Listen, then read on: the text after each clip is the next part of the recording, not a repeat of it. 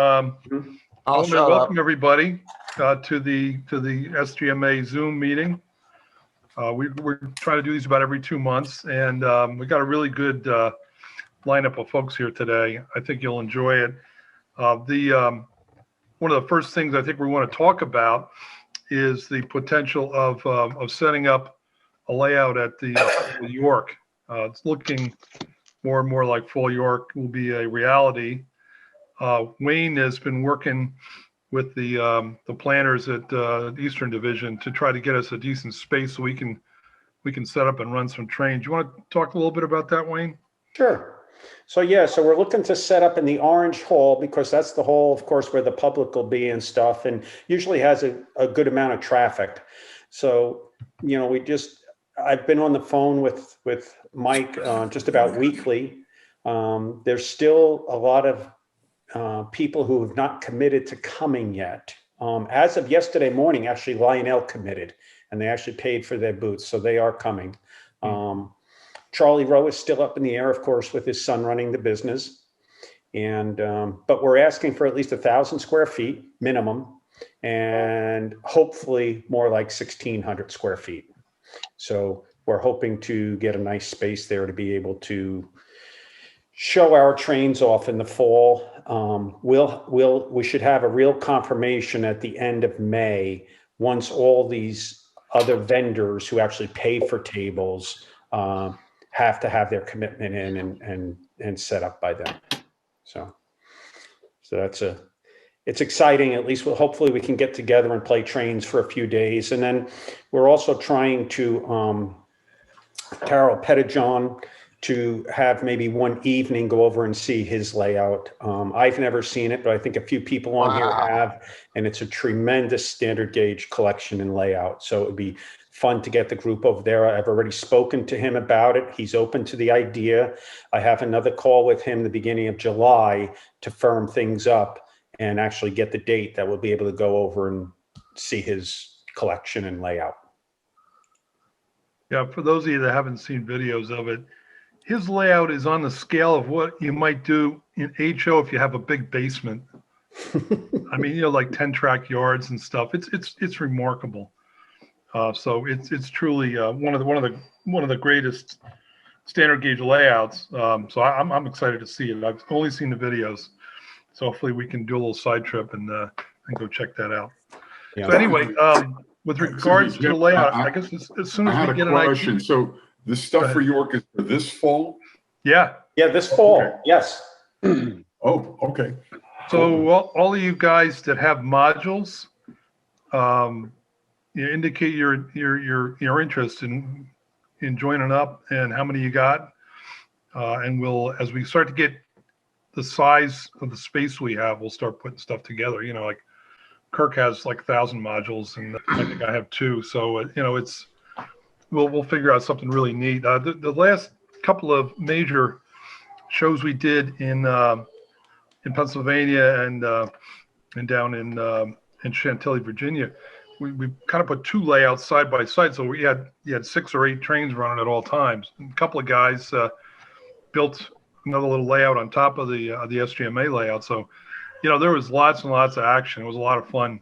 So one of the things I'm going to encourage is that even if you don't have modules, if you want to run something, bring it. Once we get the plan together, bring it to York and we'll throw it on the track. Jim, sorry, I was going to make that point. I know from some emails and stuff that we've gotten that, I think people think unless they have modules, they can't participate. And I don't have any modules. So I'm at every one of these shows I can be at. I'd like to make sure people know to come by. If you only got a day, come by for a day. Bring something neat and interesting to run. Yeah, and you never know what's going to show up, especially out of Clem's camp. He we did Chantilly. I think I moved in like a moving van full of rusty stuff that we hauled in, and we got most of it running. Go easy on me. I'm an old man. Yep. So we had a lot of fun. It's a blast. I mean, so I'm really looking forward to it. A couple of guys have offered some suggestions about the size and shape of the layout. I guess I get to coordinate this myself, which is a new thing for me. I think I can handle it. But if you have any ideas, send them forward, and maybe through the SGMA mailing list, or like we'll find a way to communicate.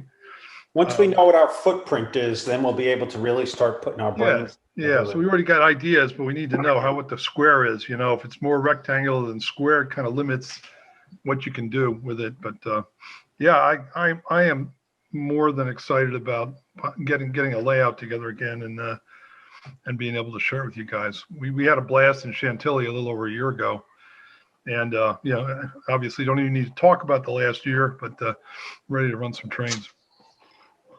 Okay, hey, anything else on York and SGMA layouts? That's all that I had, again, working on the, just a TCA 4. One of the things I want to mention, that in a future Zoom, we want to do a little how-to on how to build a module. We'd really like to encourage, we've got some people on here that have built and own modules, but if you want to get involved, there's some folks in here that can walk you through how to do it, where to get the parts. There's a spec for it. There's actually on the SGMA.us website. There's a spec on there on what the sizes and the wiring and all that stuff. But there's a few guys in the group that would be glad to help with both instruction and with some of the parts. So we strongly encourage you to think about that, because some of these things are like they're like heirlooms. I have 4 modules that were handed down by other guys that kind of moved on. So occasionally there is there are modules available, but more is better, and hopefully we're going to be able to run more frequently in the near term future. Looking like Fall York will be the first time, and then I think the World's Greatest Hobby guys, they're looking to start up in early 22. Is that right, Wayne? Yeah. Yes, they're putting things together, and I have a call out. I used to deal with Randy Bachman over there, and terrific gentleman. I mean, that's how we got into Oaks and Chantilly and Columbus, Ohio, and a bunch of other ones. And I don't know if the company, if it sold out. I know he was, of course, last year really hit them hard because, they have to put all their deposits down, and, everything got canceled, and, all the shows the beginning of this year were already planned. So I have a call into Randy to see if we can get some sort of an update as to what's going on. They did a very nice job last weekend with the virtual show. I don't know if anybody had a chance to go online and participate in the World's Greatest Hobby online virtual show, which was last Saturday, was it? Anyway, they did a very good job. So I was very encouraged that it seems like they're still a force, and hopefully they'll be back with the same quality shows that they've managed in the past. The virtual show last weekend was very well done. That's cool.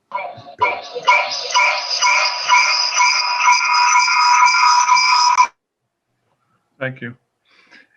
So I don't know whether any of the guys from the Midwest or upstate New York are on that have any news about what's going on in your area. In the past, there's been SGMA meets up towards like Syracuse and out in Milwaukee and Wisconsin. Any news on any of that? Yeah, I thought I heard them say Train Fest was on for November, but I don't know whether they're planning on taking modules there or not. Yeah, it's been nothing going on here in the Syracuse area for some time. As I've gotten older, I've divested myself of actual modules and standard trains, and I'm not aware of anything going on. I haven't seen any of the people that I knew in this area on these Zooms at all. So nothing to report, unfortunately, but that's the way it is. I've got a comment. I'm Bill Harrison from the Upper New York group. Yeah. I went by the Syracuse exposition on Monday, and one of those halls was open because there was probably 100 cars out there. Yeah. And it looked like there was other activity. So I hope that it bodes well for their show. Yeah, that'd be great. The other thing we talked about is doing something a little more informal. The Pennsylvania Railroad Museum is opening up the end of the month. So we thought at one point in time of setting up there for some time and then coming in on the weekends and running the layout. So I think that may be another possibility in the future. But any ideas you guys are great. Bring them forward, and we'll see if we can muscle up, get these trains running again. Hey, Jim, I just want to give you a quick heads up. I've been in touch with them a couple times. They will give us the entire center section floor in the atrium. Okay, cool. It's a I lot. believe they're opening up the end of April. Yeah, I haven't talked to Liz Myers in a while because everything's going on, and I'm up at the museum and awful. I can just, give her a ring and find out if I can make contact with her. But with everything being down, I didn't bother wasting a lot of time looking. You know what I mean? Because everything was closed up. So, but I think with 611 being across the street all summer, basically, they'll probably get some traffic right away. So it might be a lot of fun. Absolutely. Yeah. Okay. Hey, go ahead.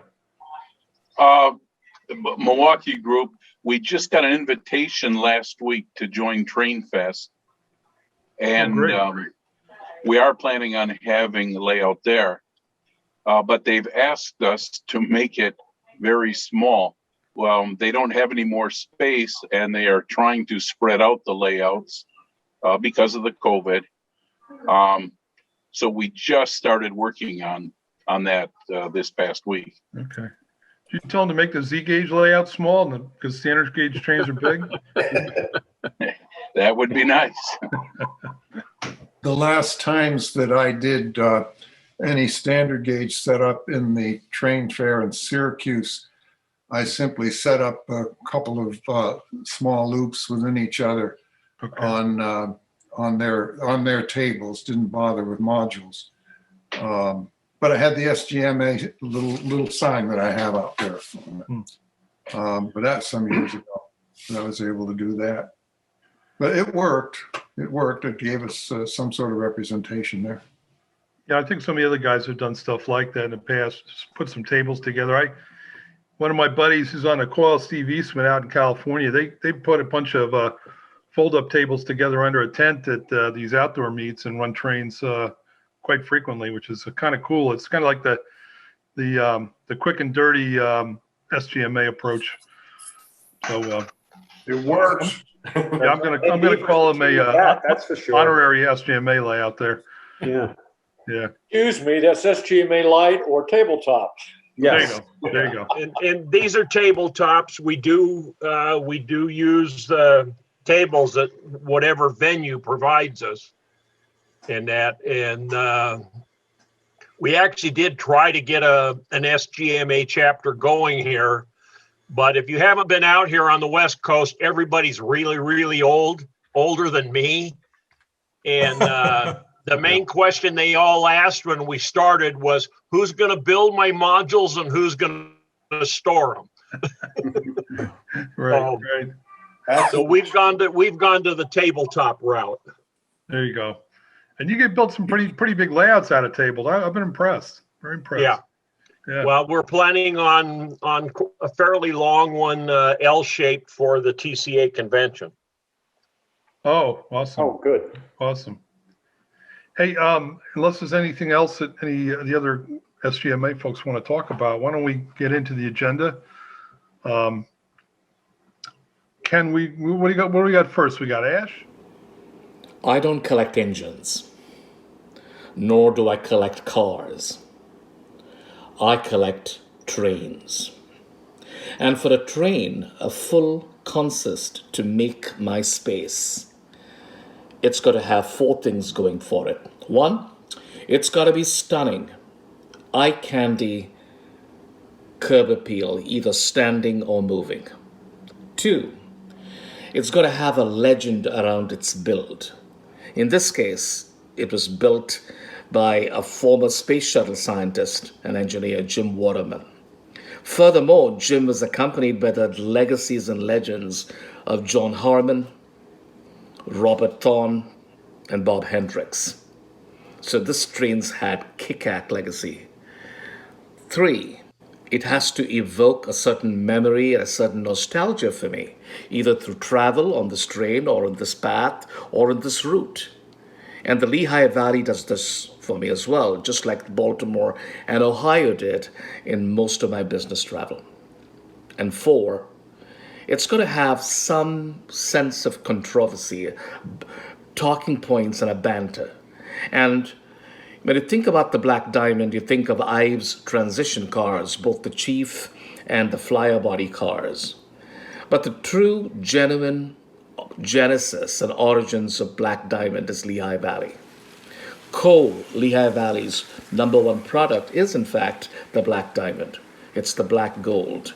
And while most people think of Lehigh Valley as a freight service, it had a remarkable passenger service.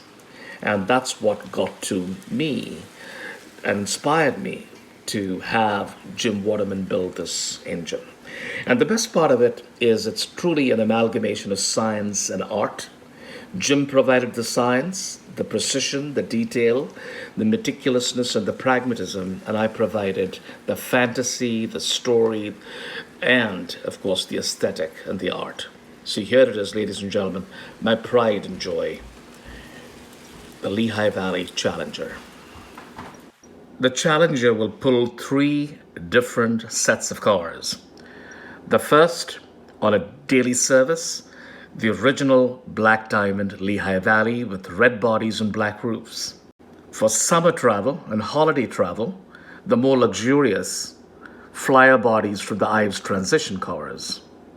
And for anniversaries, commemorations, and VIP travels, including presidential travel, the presidential version of the Lehigh Valley cars with lots of brass detail will accompany this engine.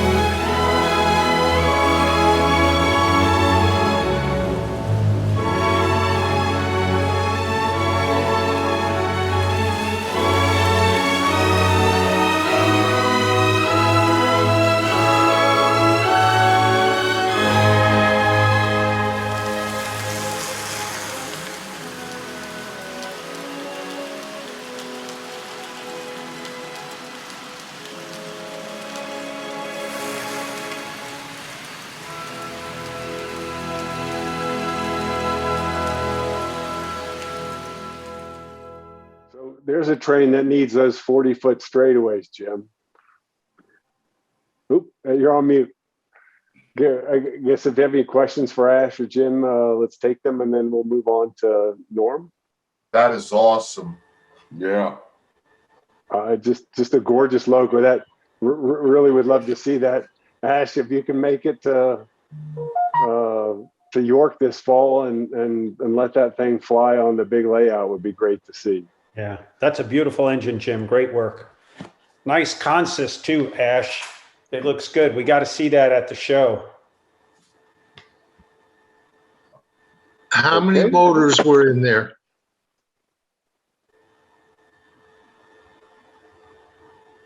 How many motors were in the engine? Jim, you're still on mute.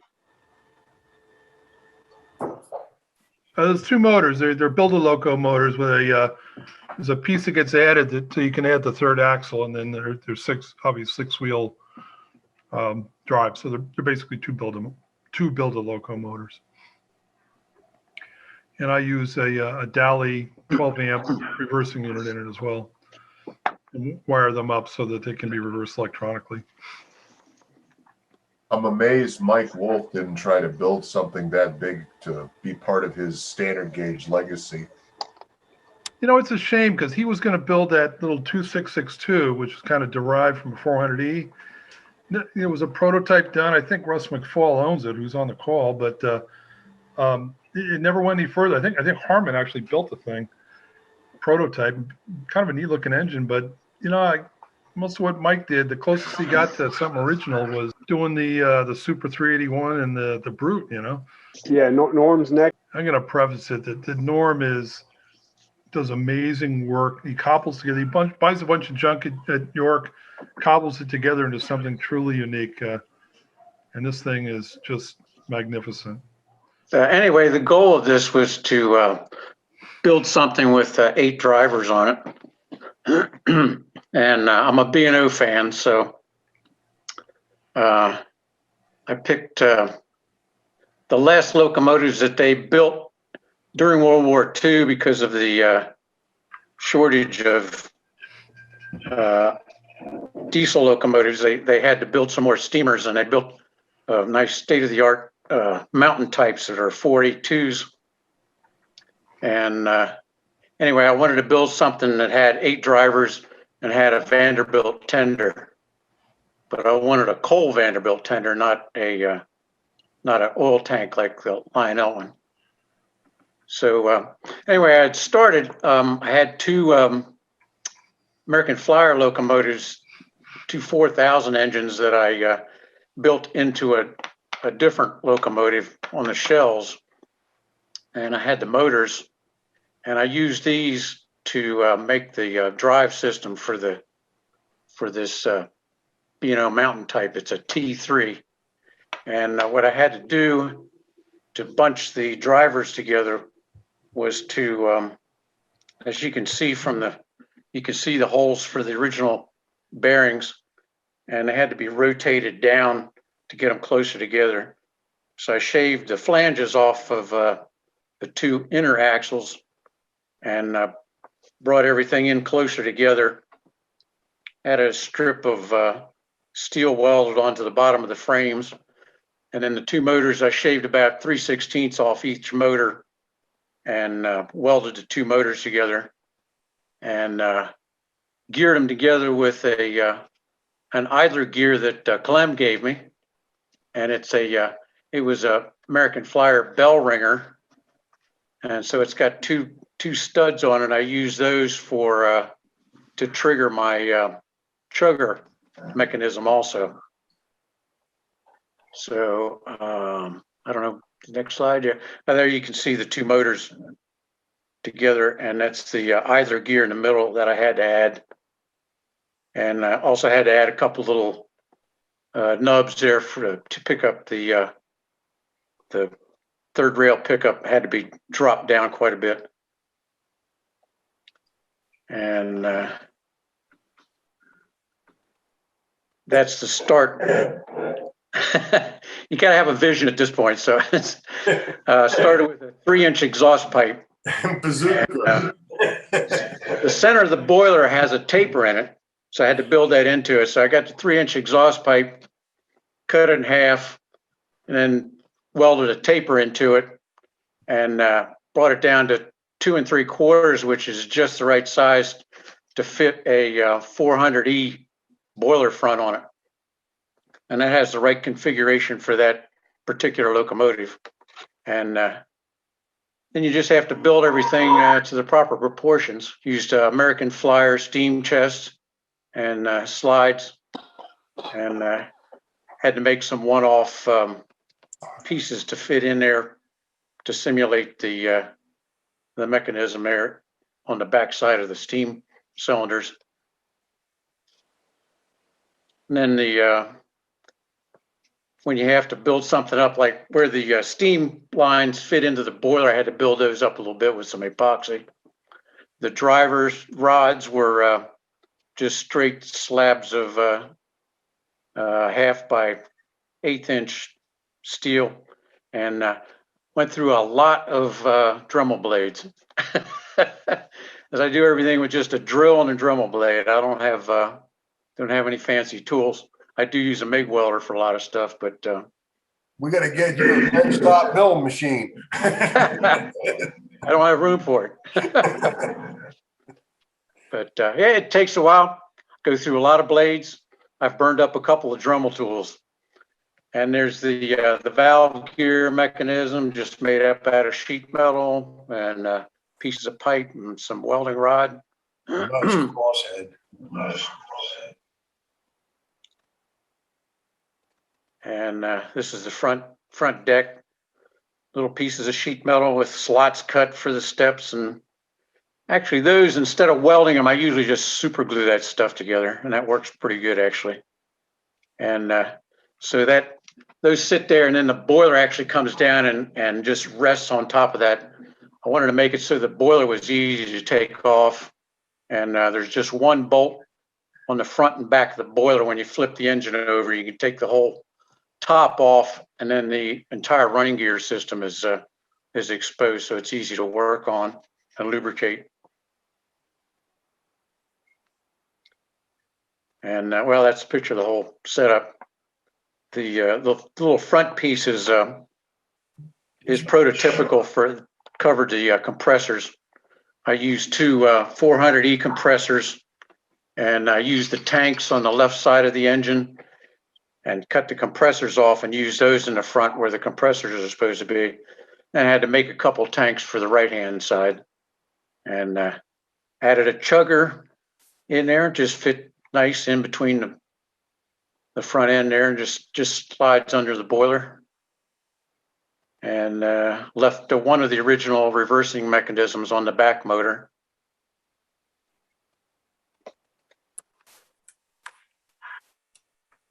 And well, that's actually prior to the last one. That's just working out the logistics of all the cutouts for the motor and everything on the boiler, and fitting the steam chest had to be built up a little bit where the steam lines went in with some epoxy, and made up my own trucks out of 500 wheels. And I cheated a little bit. I raised the steam chest just a little bit to get a little bit more clearance on the front end. So I like to make my stuff so it'll go around a 42 circle, even though it's gigantic. It looks a little ridiculous, but if you have a 42 circle, it will go around it anyway. And this is a detail on the steam domes. I needed an oval steam dome on the front because I wanted to stay pretty close to prototypical. And I used a bell, cut that in half, then welded a strip around the bottom and one in the middle to expand it. And then the steam dome is just a piece of pipe with a slug welded on it. So lots of filing and grinding, lots of Dremel work. There's the cab going together. Just MIG welded onto the body. Makes it nice and rigid and doesn't hurt to add some weight to it. And I think the next shot shows, there's the cab. And it was interesting, they had two windows on the left side. There's two seats and two windows on the left side. There's the front one's for the fireman, and the back one is actually for the forward brakeman. And then the engineer's over on the right-hand side. So you have to fit all that up before you weld the roof on.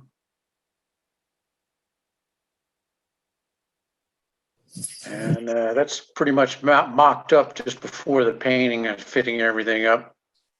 The rear truck built a sheet metal facade to go around that with journals on it to simulate the back truck. But that's pretty much the layout there. It's got the reversing cylinders and air cylinders and everything. And you can see over the back driver, there's another cylinder. It's not painted, it's just in bare steel on this picture, but that's a separate piece that actually bolts into the framework, and that was to cover up the motor. The front motor brushes were covered by the front cylinder, but the back one made an extra piece was another tank back here, and that fit nice into covering up the back motor. And this was the construction of the tender.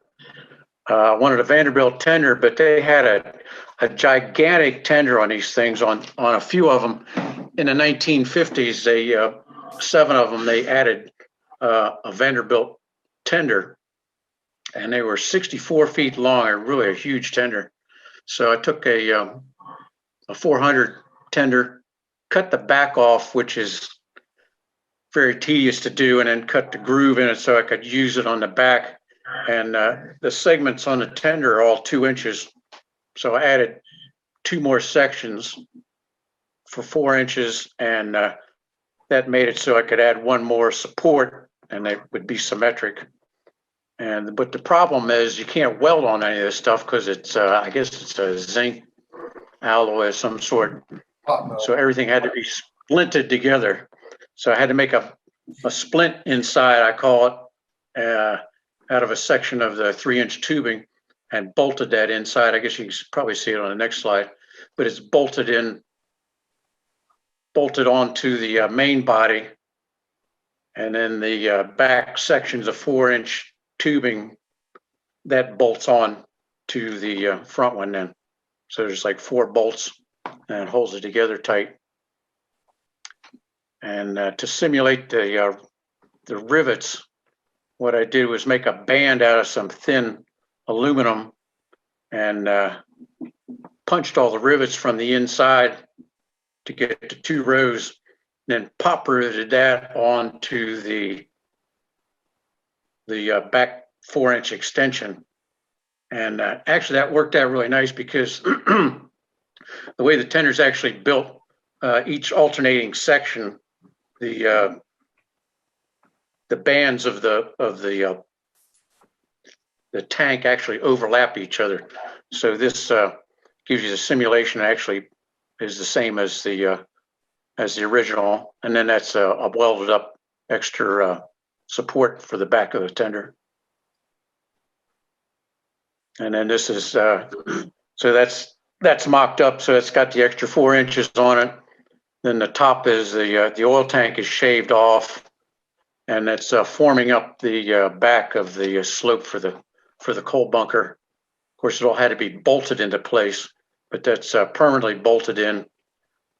And then I also made then the top piece, it should be on the next slide, is that actually is welded onto the sloped back piece, but then it's epoxied onto the side. So it's bolted into place first, and then the joints are epoxied, so it's all one continuous piece. But to make it so I had ability to get in there and work on the whistles in the back, just a regular 1950s Lino whistle. To make that accessible, you still can use the 2 normal screws underneath the front of the box, the oil tank box, and then the screw in the back rather is that got hidden inside the filler for the oil tank, or for the water tank rather. So take those 3 screws out, and then you can lift the top off to access the whistle. So that's mocked up, and then the back was glued and epoxied on. That's the filler tank being mocked up, and the running boards were in the wrong place. They were down too low, so those had to be shaved off. And then I made up some sheet metal ones with welded some welding rod onto that. Made it so it had little pins to go inside because I couldn't weld it on. So the pins go in, and then they're epoxied on the inside. So just another way of doing it. And there's the final product. So the filler on the back deck there, that there's the hatch is magnetic, so you just pull the whole top off of the hatch, and you can access the 1 screw to take the thing apart. That's it. Super. Question, That write was some super. comments. Amazing. Magnificent. Unbelievable. Unbelievable. Now I have a question. In building it, things like getting your drivers to your piston, everything, how much trial and error is in there to get everything functioning correctly? Well, you just have to know that your throw's about a half inch on the driver, and it just has to be positioned, fairly prototypical, and you just start making measurements. You just have to measure the centers after you get the chassis built, and just the drive rods are just built according to it. So my little trick of getting the axles centered up, because I don't have any kind of a machine shop, I'm very precise trying to punch them and drill them. I just hand drill all the stuff, but there's usually like 2 or 3 in that many that aren't quite right. So you just file them a few thousandths, shift them ever so slightly, and then you just epoxy the bushings back in place, and it works real well. Actually, came out very nice. So Ken, when you're building something like that, and obviously there's a lot of scratch building that goes on, what was the biggest challenge you had with that? Like the thing that surprised you and you went, oh, this isn't good. That's for me, I guess. Yeah, no, yeah. The toughest thing is just getting the drivetrain to work. Well, then getting the side rods to work, you have to make them a little loose. If you notice the Lionel stuff, it was always a little bit loose, but you don't want any bind in the side rods is a disaster, because it'll just take all the power out of the motor. So that needs to be real loose. Norman? Yes. Yeah, that's fine. Quick question for you. Did you do a prototypical left or right hand lead to the crank pins on the drive wheels? And how did you get them quartered? Basically, I just eyeball that stuff. I line them up, and then hold one side, and then I turn it over and start putting the ones on the other side, quarter them, so they are quartered. And is there, you have a left-hand lead or right-hand lead? How did you work that out? I forget which side leads, but yeah. And of course, the eccentric rod's got a little bit of like a 10 or 15 degree lead also. Right. Wow, it's amazing. It's a beautiful piece you made. Really nice. Thank you. Electric drive, it doesn't need to have a lead. It's automatic. Hey, Norm, how many hours do you think you got in that thing? I'm sorry? How many hours do you think you got in that build? That one was about 3 months, and I don't work on it all the time, but probably about, I probably put in maybe 30 hours a week fooling with it for almost 3 months. Wow. So it was a lot of dicking around. You spend a lot of time just looking at it, trying to figure out stuff. There's a lot of that going on. So. It's a wonderful piece. Right up there with your others too. I've always been super fond of that B&O Pacific. Yeah, that thing works great now that I got a different drivetrain in it that works really fine. I'm hoping to get that stuff up. If we have a show in the fall there, that'd be really great to have this stuff up there. Fantastic. Norm, I remember seeing, I think you were the last meeting we had where you did some video of your layout. I think I can remember seeing, the 2 pieces of pipe together, maybe on the wheels on your layout or something. I was just trying to figure out, what is that going to be? I have no, I'm like, I thought it was going to be some kind of goofy reverse doodle bug thing or something. And then all of a sudden you sent me those pictures. I'm like, oh, okay. I know what it is now. So it's amazing that you can sort of see that and then make it work. Well, I've tried I've got a real good B&O book. A lot of the stuff I build is B&O, but anyway, I get a nice side view picture, and you can proportion the stuff off of that for the size of the cab and the windows and, you know, location of the domes and everything else. I try to get it pretty close to where it's supposed to be. It's not totally accurate. You know, it is a tin plate piece anyway, but it's a little closer to prototypical than most of the tin plate stuff is. I see you captured But it it's pretty still, nice. yeah, but it's still tin plate, you know. I have Norm, a great pleasure of working with and Norm down Jim? at Manassas, and what a pleasure. Love working with you. No telling what's coming out of your boxes, you know. I got this rusty junk, and here There's you come. always something coming there. Yes, Good there is. stuff. Well done. Hey, Jeff, you said you were going to say something? Yeah, Norm and Jim, you guys, both of you, are ridiculous. Ridiculous.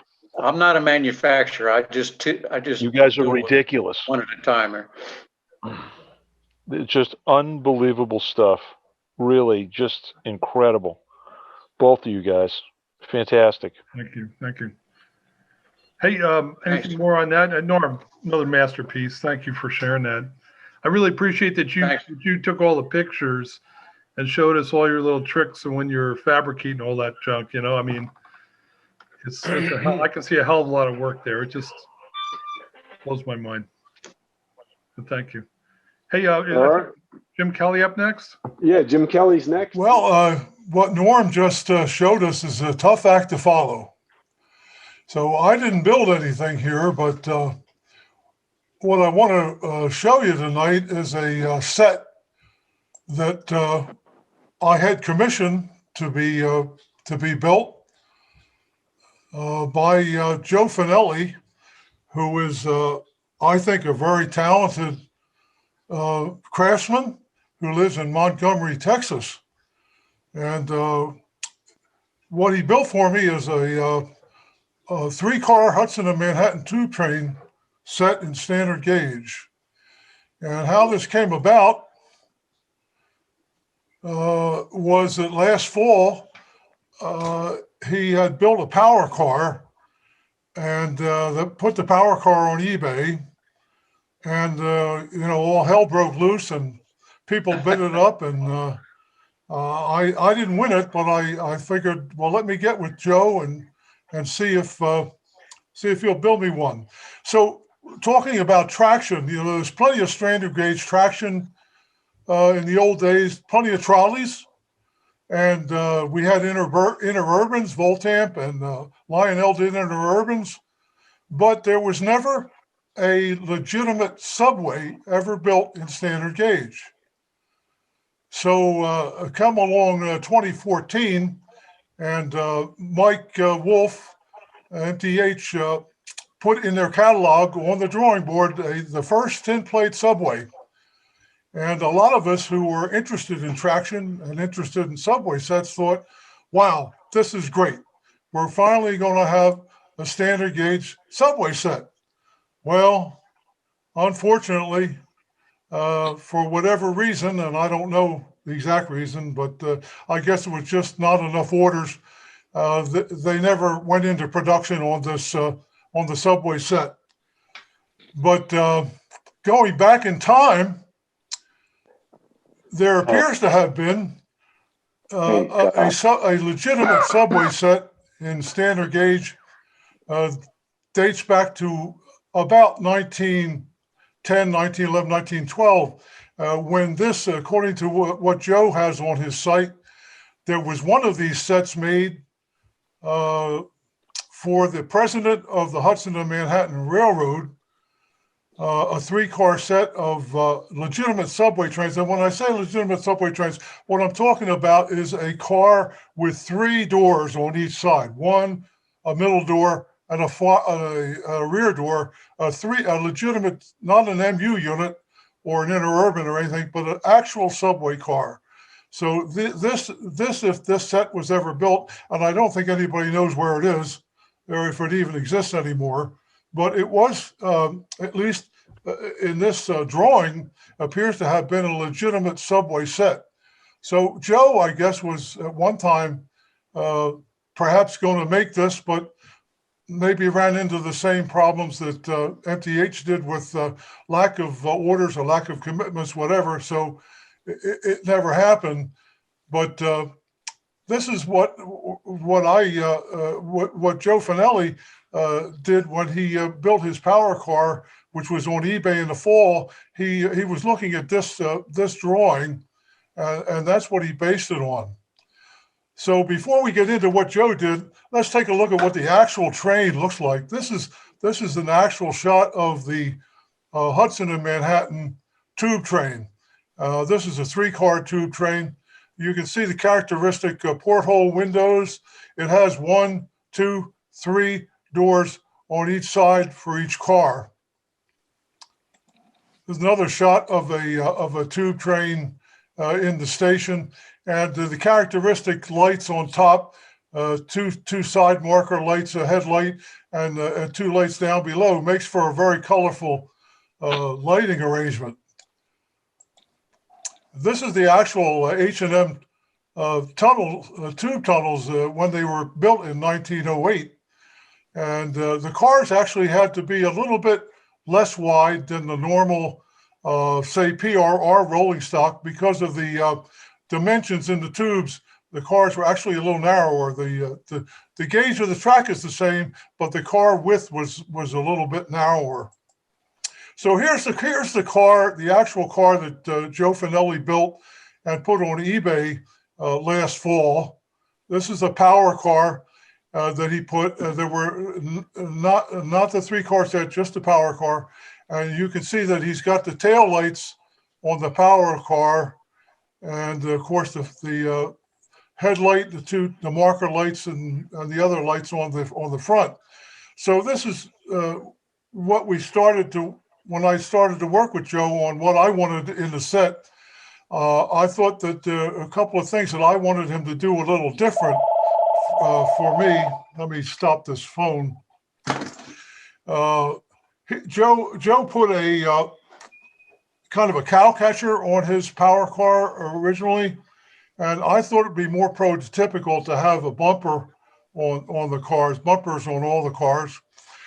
These portholes that protruded a little bit too far for my aesthetic sense, so I wanted him to flatten them out a little bit for me. His power car had 1 motor, and I thought if we're going to have a 3-car set, we're going to pull it, that we need 2 motors. And of course, in the power car, we would not have tail lamps. The tail lamps would then be moved to the 3rd car in the 3-car set. So this is a shot from Joe Finelli. This shows some of the workmanship that he does. I think that he has a source to do CNC cutting work for him, and he gets the stuff cut out for him, and then he assembles it. I really should let him talk to that, but I asked him if he would join us tonight, but I don't think he's on the call. However, you can see this was a preliminary work on one of the cars.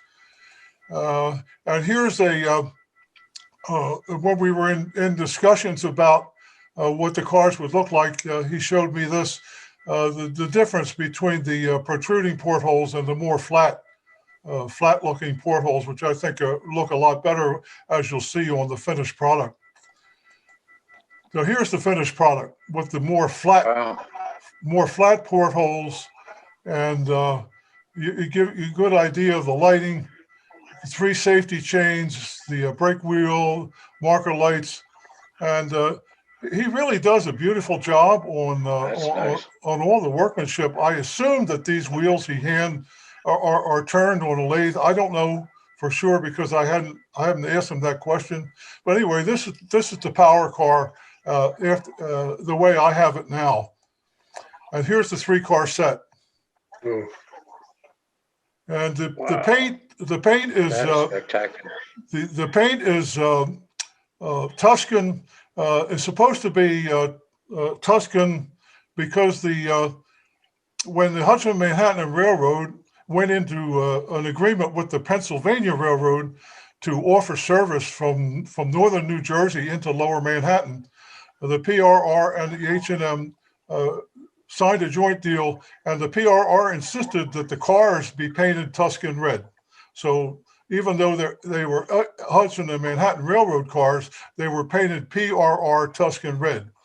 The original cars, 32, approximately 36 cars were ordered by the Hudson and Manhattan Railroad, and the remaining cars, about 6 were ordered by the Pennsylvania Railroad. And those cars were in service on the H&M Railroad up until the time, almost till, I think, till the time that the H&M went bankrupt around 1960-ish, and was acquired by the Port Authority of New York.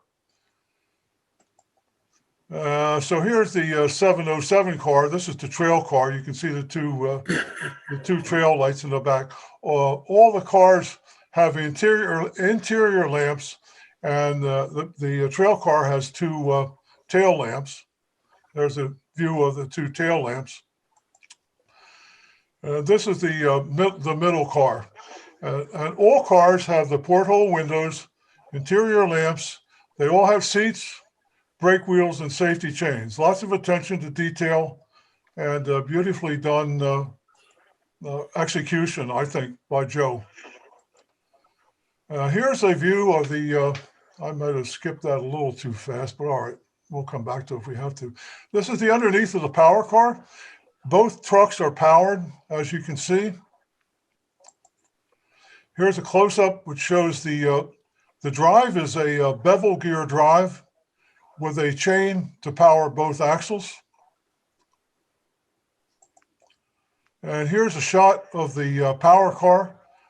And Joe does a little bit of overkill here. He's got actually two really kick-ass rectifiers in there. He's got 1 rectifier for each motor. So, you know, that's plenty of rectifier there. And you get a view of the 2 can motors, and you can get a view of the way he's got the lighting sockets arranged up here on the roof of the power car. Here's a close-up detail showing the can motor powering the truck down below the floor. You can see the seating he's got in there. And here's a close-up view of the lamp arrangement in the front of the power car. For those interested in learning more about the Hudson and Manhattan Railroad, which is it's the current day path system for those who are familiar with New York. The Hudson and Manhattan Railroad is now the PATH, P-A-T-H, Port Authority Trans-Hudson System, which to this day provides service from Newark and points in northern Jersey through the tubes, which are now 110 years old, into lower Manhattan. So that's the tube train, guys. And if you'd like to see it running, I'm going to try to see if I can get the video here.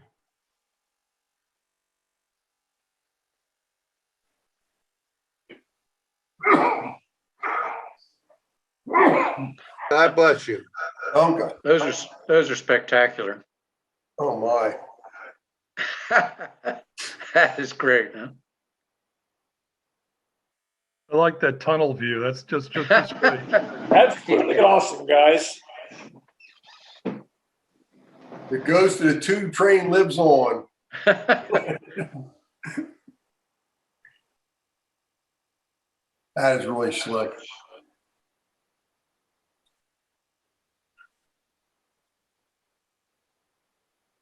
Hmm.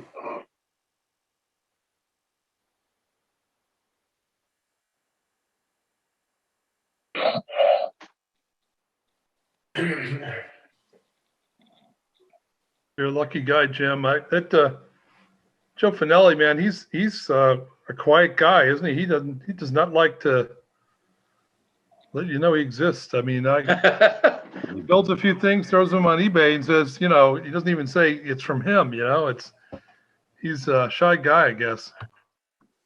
Nice modifications, Jim. Everything looks really good. That's a magnificent set. Absolutely wonderful, Jim. Absolutely. This is Clem. Beautiful. Remember Jim Kelly when we were working with Greenberg on a standard gauge book? We come to find that the 428, 429, 430 passenger cars in dark green, I think only, had two lights on the bottom of the car ends and two highlights that weren't punched out.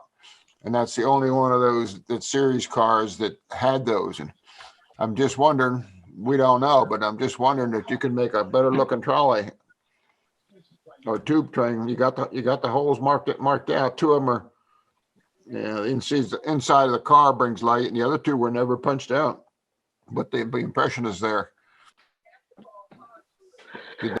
Hi, this is Ash. Can you hear me? Yeah. Yes. I was fortunate to have Joe Finelli make the Shorty freight cars to go behind my Pride Voltamp steeple cab simulation. And his Shorties were just incredible. They were identical, if you could say it, to the Voltamp originals, except it was standard gauge. So it truly is a craftsman. It takes a while, but he certainly provides a genuine touch to it. I also have his vintage crane, which was handmade, which is remarkable. So great craftsmanship by Joe Finelli. Okay, Jim, Norm, Joe, ridiculous. Just ridiculous. Isn't that beautiful? And I can buy those, right? Hey, John, I don't know if maybe Jim can give you Finelli's contact. He talked him into building this stuff for him custom. So yeah, I sold a bunch of Prideline stuff to him years ago.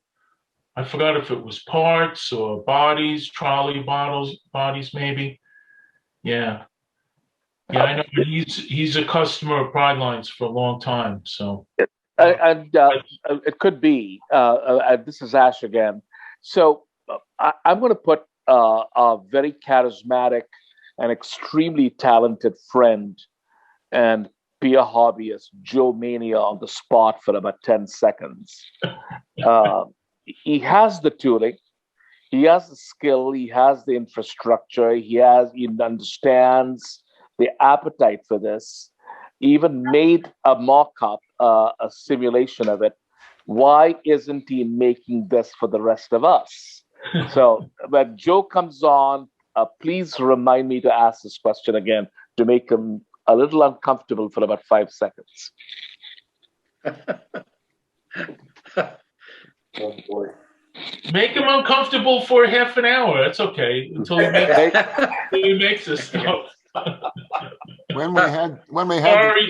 Sorry, Joe. When we had the TCA National in North Jersey, and we went over to the city, and that we went to that museum, the terminal something of the underground railroad, not underground railroad, but the subway. Wasn't there 2 or 3 of those cars sitting there at the end of that thing? Anybody go to that national? It was an incredible museum. Huh. Awesome. Hey, Jim, thanks for sharing that. I think that's a transit museum in Brooklyn. Transit museum, that's what it was, yeah. Well, am I right? Is that one of those cars in there? I don't know if any of those cars exist anymore. I don't know if they exist anymore. I think they were all scrapped, frankly. Okay. There's a black car. They call them the black cars. There's one at the museum, I think, in Danbury, Connecticut. No kidding. Yeah, I think that, and there might be one. I thought there was one at some museum in the Midwest. I think has one also. Great. Any more questions about the tube train? Thanks for sharing, Jim. It's awesome. Thanks, Jim. That's cool. Really neat. That's just unbelievable. Nice piece. Yeah, I like it a lot. It's right here in front of me on my wall. Good place for it. Picture of it in the 1910 Lionel catalog. One of the variations shows the tube train. That's it. Yeah. Totally awesome. Hey, I think we lost Dave Kars. He was on. He couldn't see what we were seeing. I saw him. I was going to have him talk a little bit about the modern era standard gauge book. Those of you that knew our good friend Arno Bars, who passed way too early, about almost 5 years ago now, was working on a book to document all of the builders of standard gauge trains from about the 60s through the 80s. All these guys we know and love, some of the names you've heard, John Harmon and,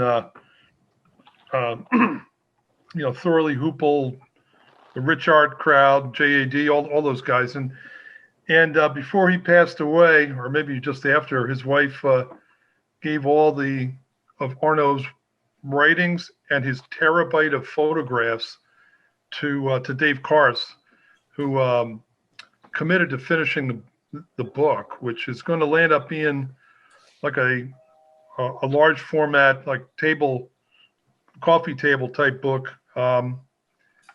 And I'll tell you, I've worked with Dave on and off answering questions for him, as have many of you. He's really trying to get it right, because a lot of these guys, how many Liberty Line 600Es were made by Harlan Cresswell and what colors and variations, and he's digging deep. So when this thing comes out, it will be it's probably impossible to get it perfect because a lot of these guys are long gone, but it's going to be a fabulous book. The photographs are going to be terrific. I know that he's slaved at this thing for years now, and he's actually gone to a publisher to start to talk about the editing process and producing the book. So I think we're going to try to get him back on next time. Hopefully he'll get his video to work on his Zoom, but I can tell you that 2 pennies away for that book if you like modern era standard gauge, which Arno's the guy that got me into all this stuff. Now I can't even walk into my basement anymore. Like the rest of you guys, right? Right. So this will be a very nice book and I think we'll all learn a few things about each of these builders and what they did. Some of the onesie twosies that they made, because it seems like they all have a couple things they're known for, and there's a bunch of other things they did that nobody really knows. Hey, the other thing I want to do now is, I had asked Harry Henning to talk to us a little bit about all his pursuits with parts. I think Joe's going to talk later, but I don't want to keep him on all night because I think it's past his bedtime, right, Harry? But I wanted him just to talk because I use a lot of parts. I mean, Ash tells me I get more excited about parts than I do about engines, but no parts, no trains, right? So with MTH moving on and the Chinese connection missing, you start to get worried. Where are you going to get the parts to keep all of our stuff running? And for me, where am I going to get a lot of parts to be building stuff? Harry's one of those guys, one of the champions, him and Joe, that are out there still finding ways to make these things and make them available to us. But and he's working, I think, harder than ever right now. Harry, why don't you give us a kind of lowdown where you're at and the sort of things you started on earlier, but kind of before the meeting. Tell us what you're doing. Most of what we're doing now is working with our new die caster. He's about an hour and a half away from me instead of a half hour. Our previous caster lost the company to a tax sale. They were 78 and 80 years old, 2 brothers. I did find a caster after many looks up in Scranton, and they're running my 3rd batch of wheels now. We just ran the standard gauge Lionel steam engine wheels. Right now they're running the Lionel standard gauge electric wheels. The We just got the rims, the wraparound rims for the American Flyer O-gauge wheels for the little electrics and steam engines, so they're back in stock. The Ives wheels, standard gauge, both for the narrow and wide gauge motor, they're all ready to ship. And the American Flyer standard gauge electric and the steam engine wheels we're assembling now. In a couple of weeks, they'll be ready to ship. We've been buying some of the existing inventory from both Jill Cisco and George T-Bolt through Agnes and her daughters. They've been very generous with me. We bought something like 3,500 latch couplers for O-gauge and standard gauge, but they were out of the latches themselves. I fortunately talked Jill Cisco into selling me latches that her uncle Art Rosenthal made years ago when they was up in Jersey. She's out of the latch couplers, but the ones she has left are an O-gauge flat shank coupler. And she might sell a couple dozen a year. So I talked her into, get some money now, sell me the latches, instead of waiting to sell a couple dozen couplers a year. And I bought all the O-gauge pantographs with a crossbar in O-gauge. Joe Mania has most of the stampings for all the brass parts. And unfortunately, Joe's a one-man operation. It took me 4 months just to get the wraparound rims from him. I have probably enough work to keep him busy for the next 4 or 5 years without him doing any repairs for his own customers or making his own parts. We're also working with Ryan down at Mike's on pre-war O-gauge and standard gauge parts. Ryan and several others have rented a building, and they should start renumbering the standard gauge and O-gauge pre-war parts into a new inventory and a internet base available for you guys to order parts. Where they're going to come from, I can't say. It may be India, maybe China. It may be homemade here in the U.S. A lot of stuff up in the air on pricing. There's a 25% import tax now on anything you import.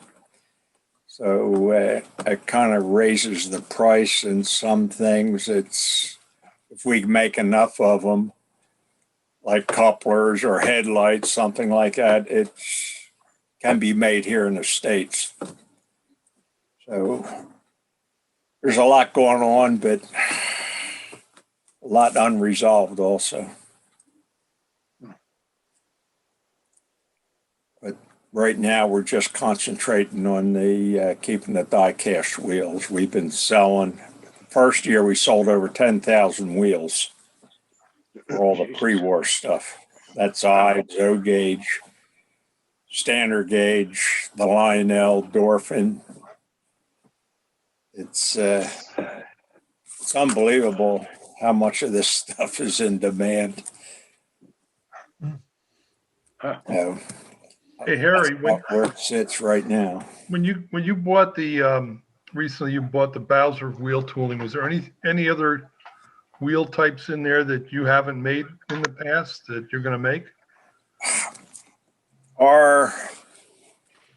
we bought everything. Lou had it kind of hidden away. Everybody had told me years ago, before I bought MEW, that the bean counters had sent everything to the scrapyard.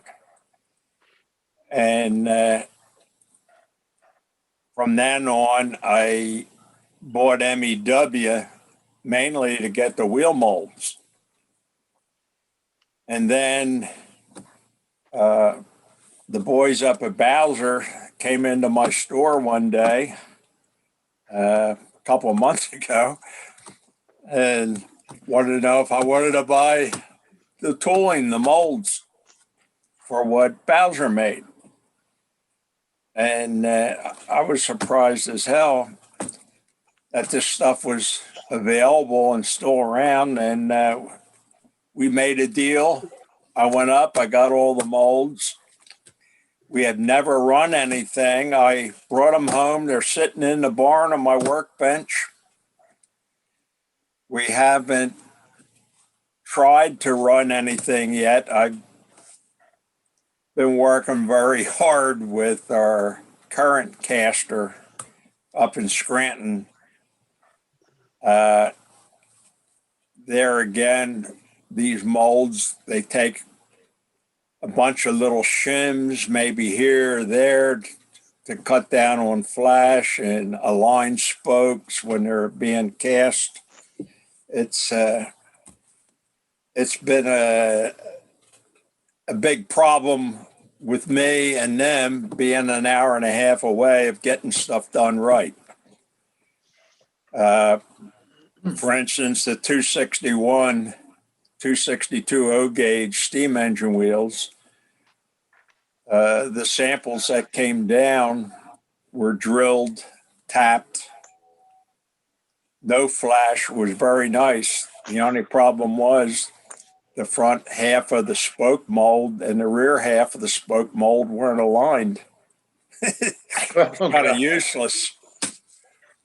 The Bowser wheels, we have the scale Hudson wheels.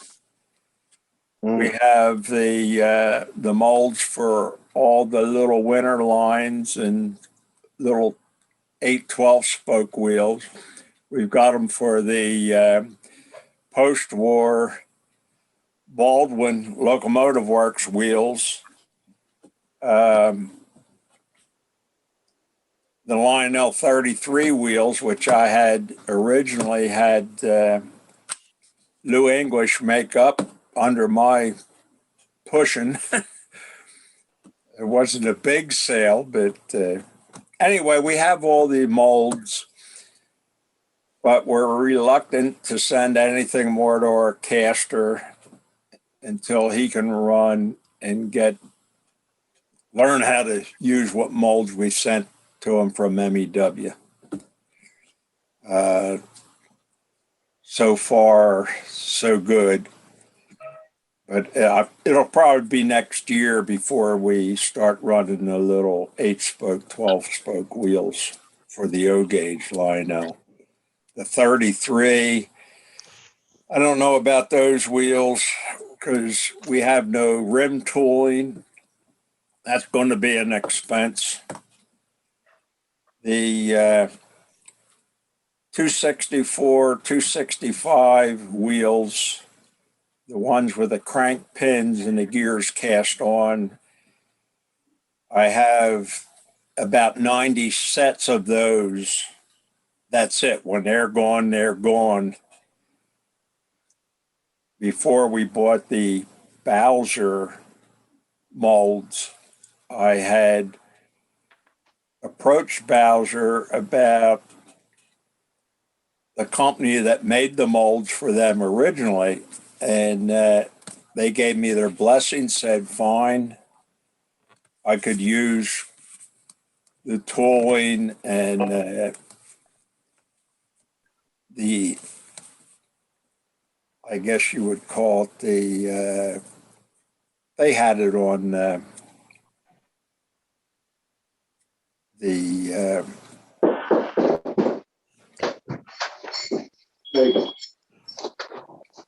anyway, they could make the tooling for me. So I had a brand new set of molds made for me 2 years ago. We've never run them. They were made to fit into our original MEW mold base. But when we got the leftover wheels I bought from Bowser,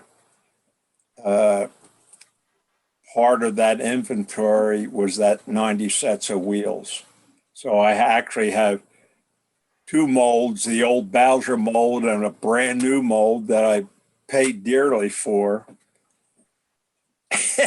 which I've never run. I don't know when we're going to run them. It depends how far these 90 sets go. We have them with blackened rims, and we've got them with the nickel rims for the O gauge. The standard gauge, the only thing I know I'm missing are the 33 wheels, and I doubt if we're going to make those right away because of just because the rims tooling isn't there. That's another couple grand. So that's about where it sits right now, kids. Hey, thanks, Harry. Appreciate that. Okay. I guess I get to go next, right? Thanks for what you do, Harry. Thank you very much. Yeah, appreciate it. Yeah, it's good to have you, Harry. Here, I couldn't do what I'm doing without your help, Harry. I appreciate it greatly. We will try and work on those 10 American Flyer wheels or the Lionel 400 series tinplate wheels. That's the next big project, but yeah, a lot depends on Joe on that. Okay. Very good. This is an engine I built recently. Some of you guys might have seen it. I threw a couple things in here. Hopefully I'm not redundant, but this is what happens when you get a guy who says, hey, I want to buy 2 Challengers from you, but one of them I want to be a cab forward. So basically what we did is we turned it around, built this whole fascia on the one end. On the other end, it's actually quite a bit different. The platform on the back end is not the same as the original engine. And then the tender's got a simulated oil tender. So it's quite a bit different trucks and all, but it makes up a pretty neat loco. And it's pretty mean looking when it's coming at you.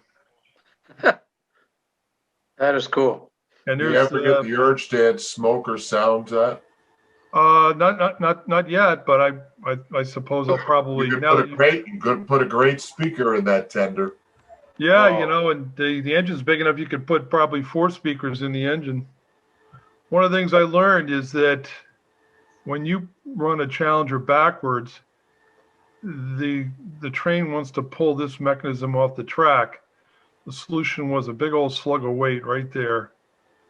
And Kirk, if you're on, I'd recommend you do that with your GG2. I did it on that Lehigh Valley engine you saw.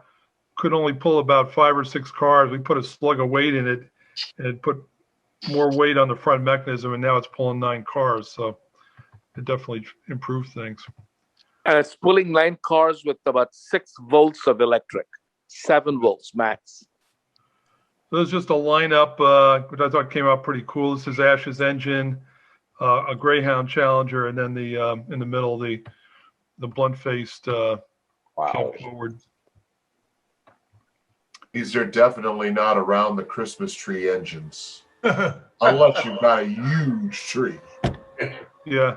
Hey, one of the things I'm working on is F7s in standard gauge. This is part of the this is the sand mold tool. It's still in 3 sections. They're 3D printed. I gotta, even though this printer I have prints out very nicely, I still got some fit up to do. So I'm gonna mount those on a board and hopefully take it to the foundry within the next few weeks. And here's the front end. I'm actually surprised at the number of people that are interested in a standard gauge F7 diesel. It'll be all metal. None of this cheap plastic G gauge crap. It'll be a substantial metal shell and a heavy duty mechanism similar to my GG1. Oops. What kind of cost are you going to have on those? Can I talk to you offline about that? Understood. Yeah. Yeah, I usually don't talk price publicly. I understand. This my buddy Dave Wallace, who's a machinist up in Northeast PA.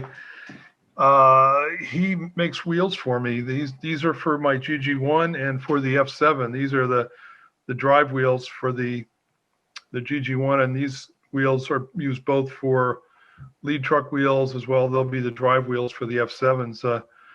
They're machined, CNC machined, and black oxide coated wheels. I mean, you guys might not find it that exciting, but I do. You know, it's just one of these things. This is the mechanism for the GG1. Some of you have seen, I have a picture of it next to the GG1, but these are those wheels, 2 can motors, 12-wheel drive. Everything is aluminum or steel. It's a beast. And this shows, in case anyone wants to know, you know, we've had a lot of talk lately about the Daniels one. So there's a little squatty Daniels GG1 next to one of mine. One of my customers wanted it to paint in the same theme as the black and silver Daniels, which I thought came out kind of neat. You know, it's a Penske didn't really have a black GG1, but this one I really like the look of it. How long is the full scale one there? It's 30 inches long. And what kind of radius does it need? Well, it'll easily do 72. I haven't really tried it anything smaller because all I got is 42 below that, and I don't think it'll look kind of ridiculous going around. Yeah. And there's some other variations. John Turkelly, I don't know if you're still on. He motivated me to paint the first one in 4879, which he actually painted the real 4879 GG1 up in Boonton, New Jersey. And then I've been doing them in Tuscan and green 5-stripe. I'm still on. Okay. This is a Harman Hudson. It's actually quite a bit different from the original Harman Hudson. I changed the whole front end of this thing. They used like the Challenger Pilot, so you had things sticking out here, and I tried to make it a little longer to give it a little bit more dimension, and thought it came out pretty good. I'll be building a couple of those in the very near term. There's Ash's engine. I won't dwell on that. He did such a beautiful job on his video of it. The McKean cars. Now I started out by getting a couple of Bob Thone's bodies, which he spot welded, but I've actually kind of re-engineered the thing out of all aluminum. So these are water jet cut sides, as well as the Pilot is water jet cut. And I'm screwing it together. It's got a 3/16" aluminum base on it now, so it goes together pretty nice. The roof is cast aluminum, which takes some work to get it clean, but it's makes up a pretty nice body. And here's the trailer car. So I'll be painting these up very shortly. I bought parts for several sets. I'm using an LGB G-Gauge drive, which with new axles in it, which is a beautiful little drive. It's much more substantial than most of the G-Gauge stuff. I'm very happy with it. I guess my videos aren't working. There's the first set of McKean and the trailer. Right? These are all machined brass rings, and I got, of course, brass doors and all. And then the brass formed vents on the roof. Look at those beautiful roof vents. That is spectacular, man. I wonder who I got them from. So now I'm making these trucks now. Let me go forward. I just got these parts this week. This is really, I copied the Ives 4-wheel truck with the big brass journals on them. And so I'm using those. I'm going to be using those underneath the McKean cars.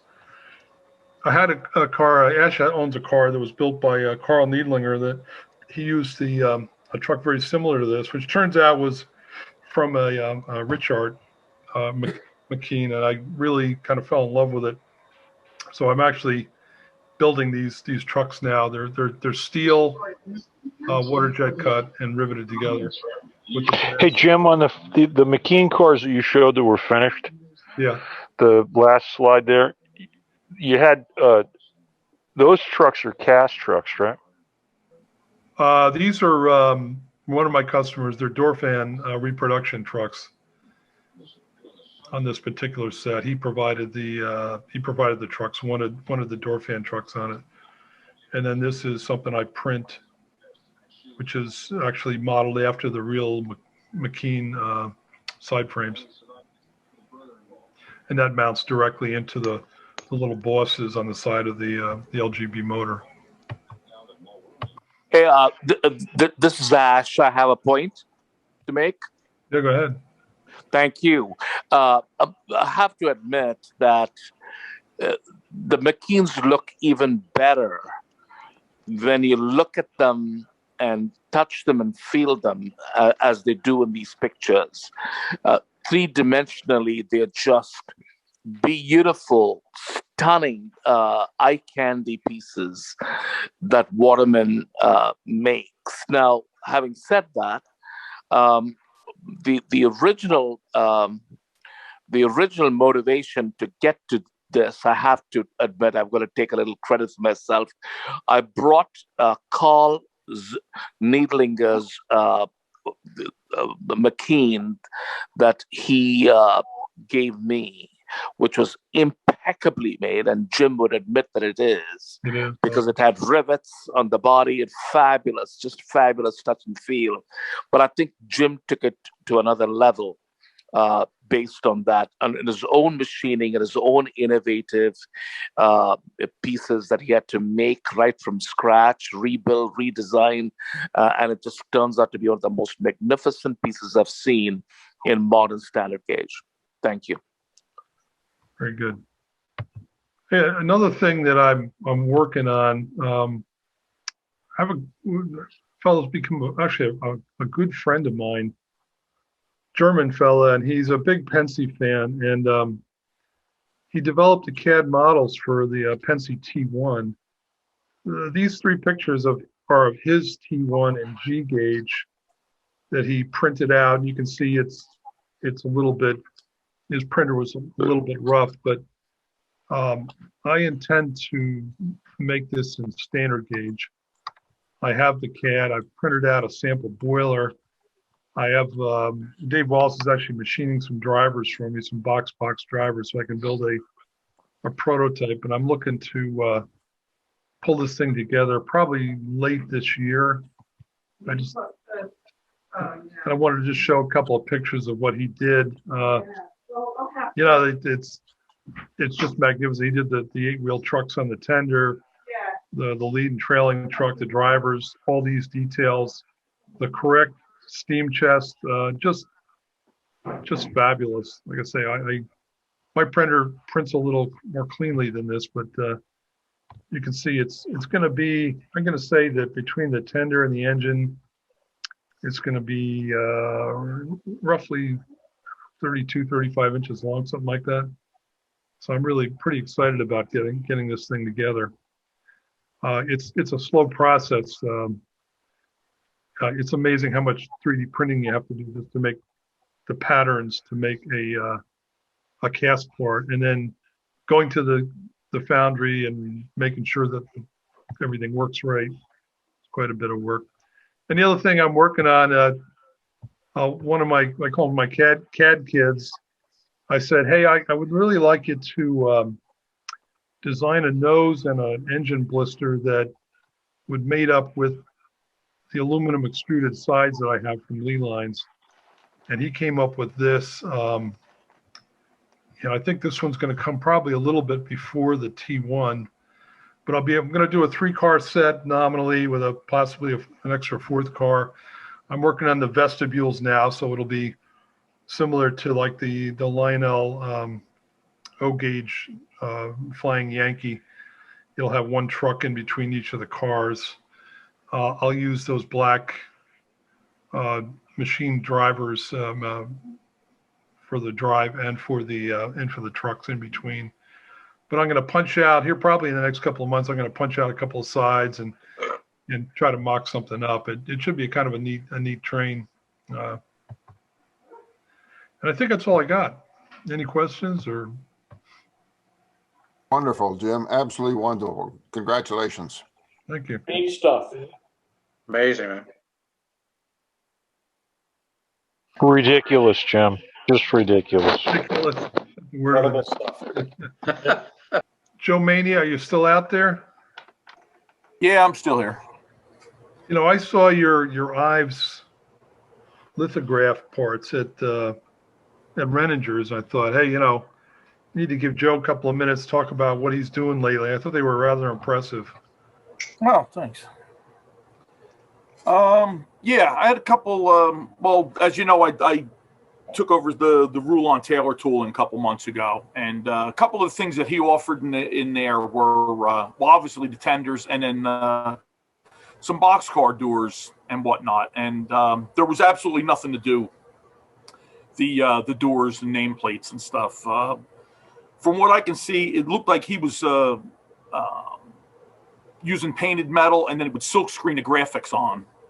And they came out nice. They actually came out too nice. The couple of samples that I saw. So I hooked up with a lithographer, and so far I've done. I don't know if you can see the. You go a little higher. There you go. Okay, so there's a box car doors, some baggage car doors, stock car door, and then the nameplates for the cast iron O-gauge locomotive. Okay. So I've been I'll take fooling one around. of each, Joe. Yeah, there you go. Oh, no problem. I'm in the mail tomorrow. So you know, fiddling around with that, trying to learn how. I'm doing the artwork, so whatever I give him is the way it's coming out. So first run was kind of crappy. Second run was a little bit better. Trying to match the colors is difficult. You can tweak it as best you want. It never looks it looks right on the computer screen, and then when it actually gets to where you're actually using ink to print this, it changes a little bit. So then I started fiddling around with some other stuff and seeing what I could do. And one, I guess everybody's familiar with the Lionel paper train from 43. There's a set of figures in there, and I did those in tin. And the nice thing is, you know what? It's probably easier. Maybe I can move the camera.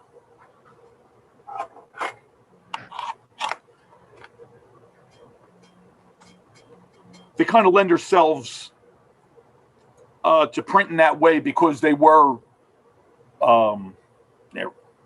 there it's on this side here. There.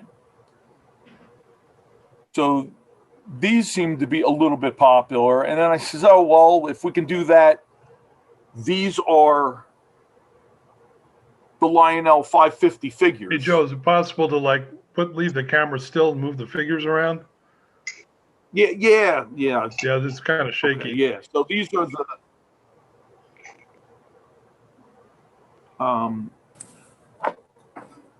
the originals were three-dimensional. Bringing them into a flat image didn't quite work as well as it did with the paper train figures, but gave it a shot. Still playing around with what I can do, what I can't do. The biggest sizes that's capable of being printed, or at least being printed economically. So are those like? Don't know what I'm going to do next with the process. It's a learning curve for both of us. Hey, Joe. As far as that stuff goes. You just showed the on that Ives, the stuff that you showed for the Ives. So on the nameplates, how hard is it to say? So on the nameplates that you have, it looks like they're two color. They're black and gold or whatever. So some of them are black, gold, and red, and then some of them are red and white. These are did I do here? These are basically your black, gold, and white, because that's what I had available to scan and clean up. Okay, so I could do anything. Okay, you can do anything. So if I got you name or number plates, you could do whatever I needed, right? Yes. Yep. Okay. Yeah. If you want your name on the side, I can do that. Oh, nice. I like that. The nice thing is, because it's a computer file, I could have. No, here's the sheet.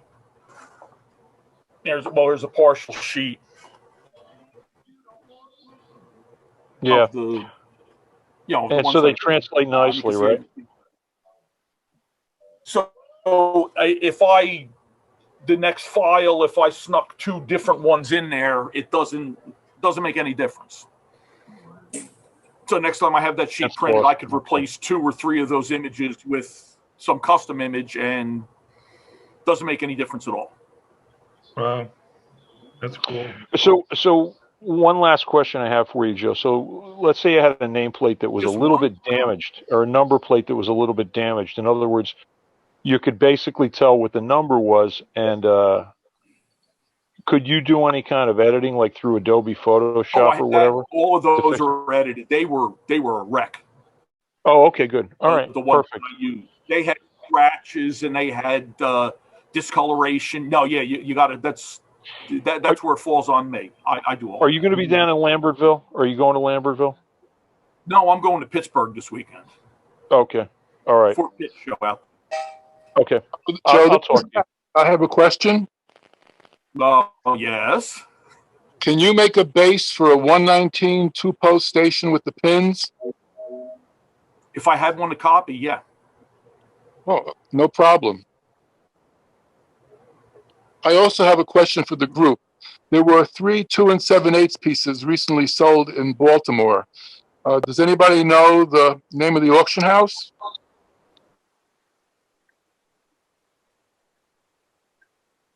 They actually had original boxes, fiberboard and everything. 3 pieces out of an auction in Baltimore. We're wondering where they came from. Cap, that's not the auction in Indiana, is it? Where a couple of those pieces were repro? No, not that one. These were 3 original 2 7/8 pieces came out of an auction reputed to be in Baltimore. And one had a fiberboard original box. And some people have pictures of them, but no one could figure out what the auction house was. It's like a mystery. A little on the side, run-of-the-mill unknown auction house. That's where they came through. They were $3,500 each. Oh, wow. Wow. But nobody knows where from. Yikes. Hey, Joe, anything else good you got going? Anything new? That's it. Like Harry said, I'm a one-man operation, so it's slow going. Bulk of what I do is restoration work. So, trying to squeeze all of this stuff in is this is my mornings and nights doing this stuff, and then doing my trying to get my normal course of stuff done during the day. Like I said, Harry, with that, between getting the right material,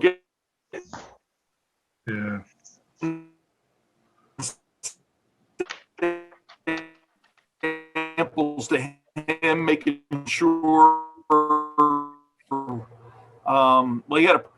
I got a couple of different samples of different thickness material, different tempers to make sure that it punching the blanks out is no problem. It's when you go into the draw to make the shape, the clearance between the punch and die pocket is critical. So if you put too thick a material in there, it doesn't fit. And that I was doing that on one of the bigger presses, 10-ton press. Boy, that's a lot of pressure. That comes down and closes, and stuff explodes. So. And it took me a while, and then one of the forming die had to be reworked. It wasn't ejecting, So I had to take it apart, clean some stuff out, put new springs in it. It's a kind of unconventional die set. It closes. The part actually gets captured because of the way of the shape of it. It gets captured in the top. As the ram comes up, it hits a pin and hits a spring-loaded ejector, and it shoots the part out of the punch on the top. So it's working from both ends. Got a big bunch of springs on the bottom and some on the top. But as soon as one of those whole parts of that doesn't work, you got to take everything apart and figure out why, and re-engineer it and hope you don't do something that breaks it. Right. So I was, as Ash was talking, I just walked over, and that might be all you need. There's an Ives, and you could go from Ives to Lionel. I could shorten. I just did it with a screw I had laying on the bench here, but you could cut those shanks back and spot weld them together, and that would be a viable transition from Ives to Lionel. You could do the same thing from Lionel to American Flyer, American Flyer to Ives. Here's one bolted together. Hey, That's exactly what I did. I just Lionel to Ives. Yeah. That looks exactly what I did. Yep. If you want to go, American Flyer to Lionel, it's right here. Oh, shorty. Well, on a lot of your Flyer, the male end, there's a slot in the coupler. Yeah. And I just take a Lionel latch coupler. In this case, I use a universal coupler because then I can hook something up. I can say run McCoy with the same coupler. But I just make a dog leg here that slips into the slot on the Flyer male coupler, leaving that sticking out, and it gives me a latch coupler or a tab coupler. Wow. So it's a $10 part, and I just beat it to death in my vise. Awesome. Awesome. Is Ash still on the call? Joe, we wanted to make you want to talk about that Hudson and Manhattan train now.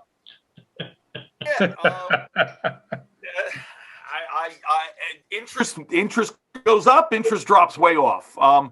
That was years ago. I did that. That's got to be 15 or more years ago. I did the prototype for that. I used obviously the photograph that was in it's in one of the versions of the 1910 Lionel catalog.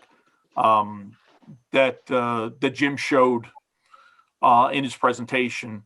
And then there was some other pictures of it when it was in the showroom in Manhattan that I had. And when they renovated right after World War II, well, not right after World War II when they did the panorama layout, but when they started tearing the display apart and the museum section in 48 to build what would become the 49 showroom layout. A lot of stuff disappeared out of there, whether it was thrown out, whether it was stolen, whether it was sold. I couldn't tell you, but Max Knocklin remembers seeing it there.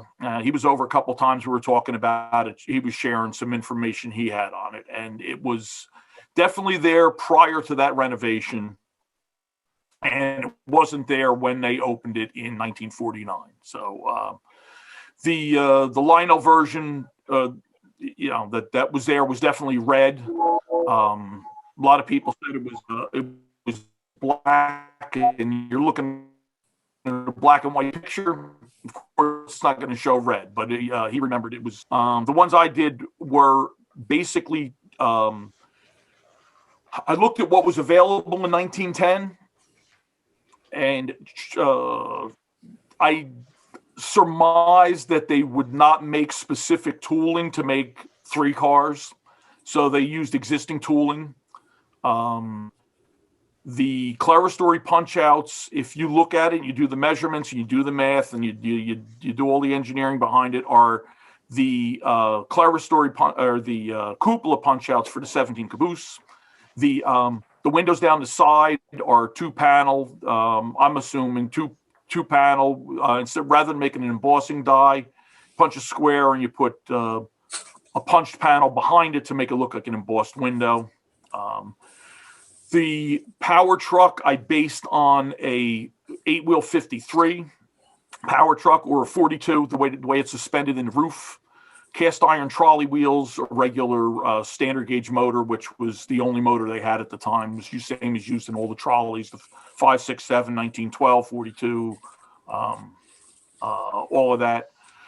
The trucks, of course, the non-power trucks are 3-rivet open side trucks. So I tried to be, as historically accurate as you could off of a couple of photographs and not being able to have, a tangible item.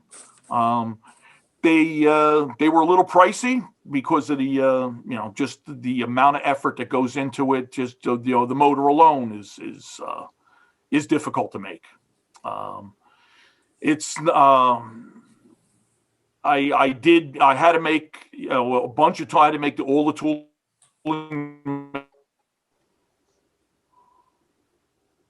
roofs.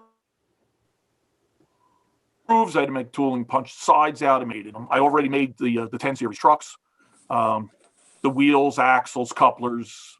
Of course, all the tooling for the motor. But again, it's the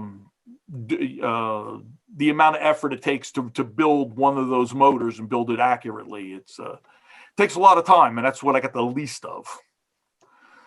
So yeah, I noticed on the set that Jim Kelly has that they got to be using they're using a vertical can motor, but it looks like it must be a gearhead motor because they're going down into a bevel gear. You can't run a high speed motor. It thing be burning out. Can you tell, Jim? Was that a gear motor? I'm sorry. What'd you say? Jim, are you asking me about the motor? Yeah, I thought it might have been like a gearhead would you explain what do you mean by gearhead motor? So the motor would have at the bottom of the motor there'd be like a little gearbox and a shaft coming out of that. So it would be like a reduction there. Reduction. A reduction. Yeah. Yeah. Oh, I'd have to really I'd have to look at it, Jim. I can't answer that right now. You can usually tell there's some kind of seam between the motor and the little gearbox. I think probably it was like a 20 to 1 or more. It doesn't look like it. A straight motor would be too fast going right into a bevel gear like that. I'll check it out and see if I can tell. Yeah, I'm just curious. Hey, Joe, I don't know if you had anything else, but thank you for sharing that stuff with us. Yeah, no problem. Clem, I think you're up now. Yeah, I'm gonna go ahead and share some pictures. Clem, are you ready to talk about them? Sure. Well, and you guys are just, everybody, boys and girls and all, you guys are just marvelous.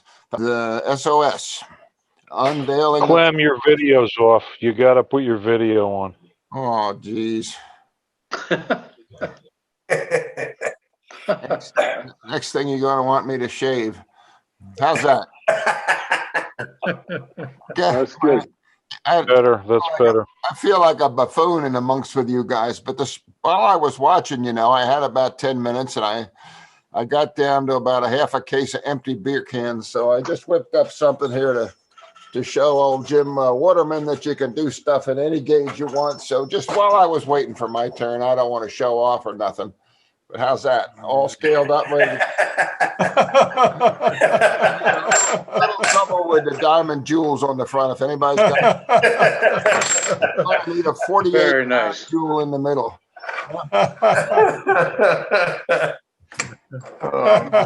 Hey, Kenny, we got to laugh. And by the way, this sucker is homemade. The guy that helped fix it can weld sheet metal steel. You got that genuine rusty can thing going in the middle there. Just paint some black over it, right? This has got early tar on it. Tar, okay. Early tar, ET. Yeah, ET. Steam chest and somebody sat on a tender, so we had a hell of a time to weld it together. I'm off course. Just so you know what I was doing waiting for this. I am honored. First slide, please. All right, hold on. I have no idea what order we're in, so I'll make up shit as we go along. I didn't say that. Right. Katie, sorry. Glad to see you, Katie. Okay, so we have an unwrapping. Let me. This thing, Jim Waterman. What we decide to name this thing? This is this.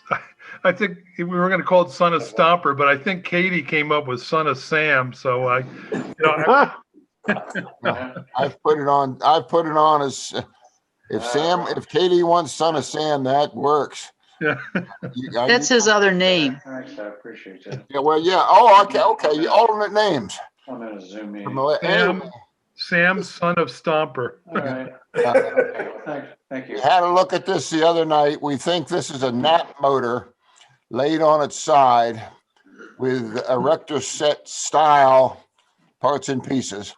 And we think the base has been chainsawed off a little bit, but she's sitting in there with gears, happy as a clam. That's the motor. So I don't know if it's going to keep up with the speed of Stomper, which is 5.29 times the speed of light.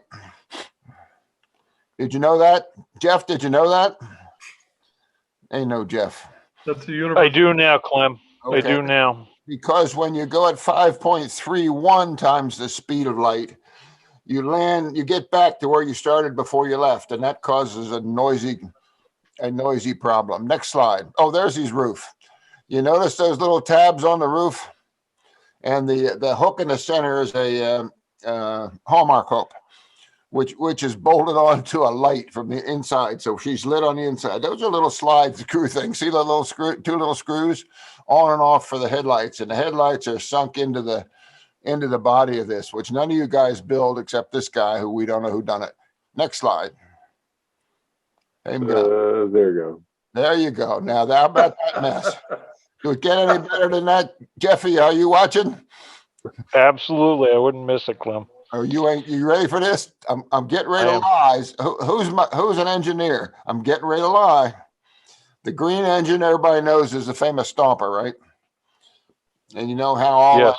He collected some helium, and with that and his antimatter, some of his antimatter catch-up, he was able to create some lift, and that's how come the boat got out of Suez. Gotta stay with me, girls. The Stomper, you see the Stomper, pay attention, there's a quiz. You see Stomper is there, and what are we calling the thing? Son of Sam? Son of Sam. Okay. Sam, Son of Stomper. Yes, it's not whatever it is. SOS is not the military acronym we want, although that stuff is really good. There it sits. You notice it's nice size, so it's just, there's a consist of 3. Now, do you guys know what that middle thing is? Unfortunately, we do. Who said that? That thing's name is VD. Verdant detector. Verdant's detector, because as Katie knows, because she's our honored secretary, somewhere in our TCA's rules and regulations, you remember, Jeff, you read them all. It says that everything, not all of them, not this one, everything in TCA has to be verdant or consider verdancy or some such thing. So, of course, Stomper helped me, and he built this verdance detector. It's got switches, it's got parts, it's got hanging stuff left. It got shit. We don't have no idea what it is. the two little ladybugs and a little daisy.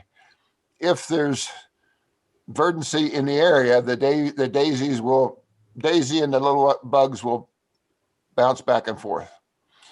Now, I shouldn't tell you the next sentence, but she set in original, genuine sphagnum moss, which means wherever the hell it is, it's going to go. So therefore, we're okay in vadency. Next slide. Well, I noticed, Clem, that when that thing was in the blue hall, it was very intermittent, that the verdancy was really intermittent in that hall when people were talking about the Eastern Division, you know? Oh, my, what should we do? Make a report? Now, It'll flicker once in a while, once in a while. once in a while. Now, this is Clem's chemical action going on here. I showed you all at the beginning the crane that I painted on one side. And here's the process. It's all rusty. Here's the process, the technical outfit with the liquid at the bottom is not whiskey, should be. That's evaporust. She's hanging from an overhead coat hanger, and the coupling is hanging in the evaporust for 4 hours to take all the rust off it. How technical is that? High tech, man. And this thing, if you know, I take great pleasure out of doing half restorations. So there's 2 cranes and they're half restored. So that's, C10 on one side and R0 on the other. So that was about a 5. Now this one. That's a home, babe. Jeez. And I love this thing. The 2 cranes, I have 2 cranes, of course, and they're facing each other. So I had to restore the other side of the other one. Otherwise, one side's mixed and whatnot. And of course, when you do that, if you don't restore the correct half of the crane itself, nothing works out. Well, of course, I had to re-rust one side with brown paint, silver paint. Had to re-rust it. R. Yep. Is that an actual word? Yes. Yes. In Clem's world, yes, that's an actual word. All right, pay attention, Jeff. What engine in Lionel post-war O gauge is numbered on the cab RR? 726. Good. Who did you say that? Who told you, Jeff? 681. Anyway, this thing here was on WePay. There it is again. There's a tender I'm getting ready to work. I'll have that done by noon. Joe speed. This thing is all okay. Now, are you going to rust that, or are you going to restore it? Which I've improved it. He's weathering it. Yeah. It's weathering it. Yeah, some cheap. You put Olympia beer on it, it just goes to rust. This gorgeous crane is wood and other projects. You notice there's two reels in there. The top is some kind of screwy plastic, so I'm going to use some wooden shingles. Yeah, right there. Is that your pointer? That's a reel, and down below is a reel. Well, that reel the lower reel goes to the end of the boom where the two pulleys are, and I think it's going to either raise the boom or it's going to raise the hook on it. It's going to raise the boom. How did you know? Did you sell it? Did you sell it to me? No, I didn't sell it. But it's going to raise the boom because the upper deck's always the load. Jesus. Upper deck when that's going to be the load. Chris, I'm just tonnified. Anyway, I have faked up some of the chips and whatnot. And, I have not tested the motor. I'm a little bit afraid of it, but there's a standard gauge switch up there by the Clorox bottle. You can see wired in there. I'm really pleased with that. And SOS came in the same lot with that fine piece right there. Next. Oh, but same view. There's the motor, and I don't know what it is. Is there a clutch in there or something to switch between? No, one of them is not. I was hoping they were both powered. No, it's just a warm drive. Yeah, in there. Just the hook's powered. Yeah, just the hook. Okay. Yeah, that's what I think is going to happen. Just the hook is going up and down, which I have a cheesy one. If you got a nice big, odd original ones, don't give me Lionel. I can see the knob on the back for the boom. Yeah, yep, and that is not a Lionel knob. So somebody in high school, or my case, college, machine shop, knurled it and whatnot, and it's just nice. The kind of thing I dearly love, I'll take more. Here's me doing the half painting on things. A 418, covering things up. And the vehicle, as Chris knows, is a 39 Ford pickup, Chris. That wake up, Chris? Oh, yeah, gotta love it. Oh, yeah, I just love it. Yeah. Okay, am I done? Nope, you got this one. Man, look at that. Man, that's neat, huh? That looks like some serious re-rusting. Oh, geez. Well, the front was broken off. This came from the World's Greatest Hobby last February, a year ago, whatever it was sitting under the table, and the guy wanted too much money, and I offered him less, and I guess I offered him more, and he took it. So, but it's that thing. I was wondering. I remember that. Yeah, it was the table behind it. Yeah, that's right. Yeah. Crackle finish. Original crackle finish. Very, very crackle. I told my cleaner, I said, don't take that stuff off. That's rare. So there's a 390 next to my 690. Jim, can you put a motor in it? You know, you can put a motor in anything. I know you can. Where you want it to go, you know. But the problem with that tender was some fat kid sat on it and popped all the corners. You're trying to paint. I don't know whether it's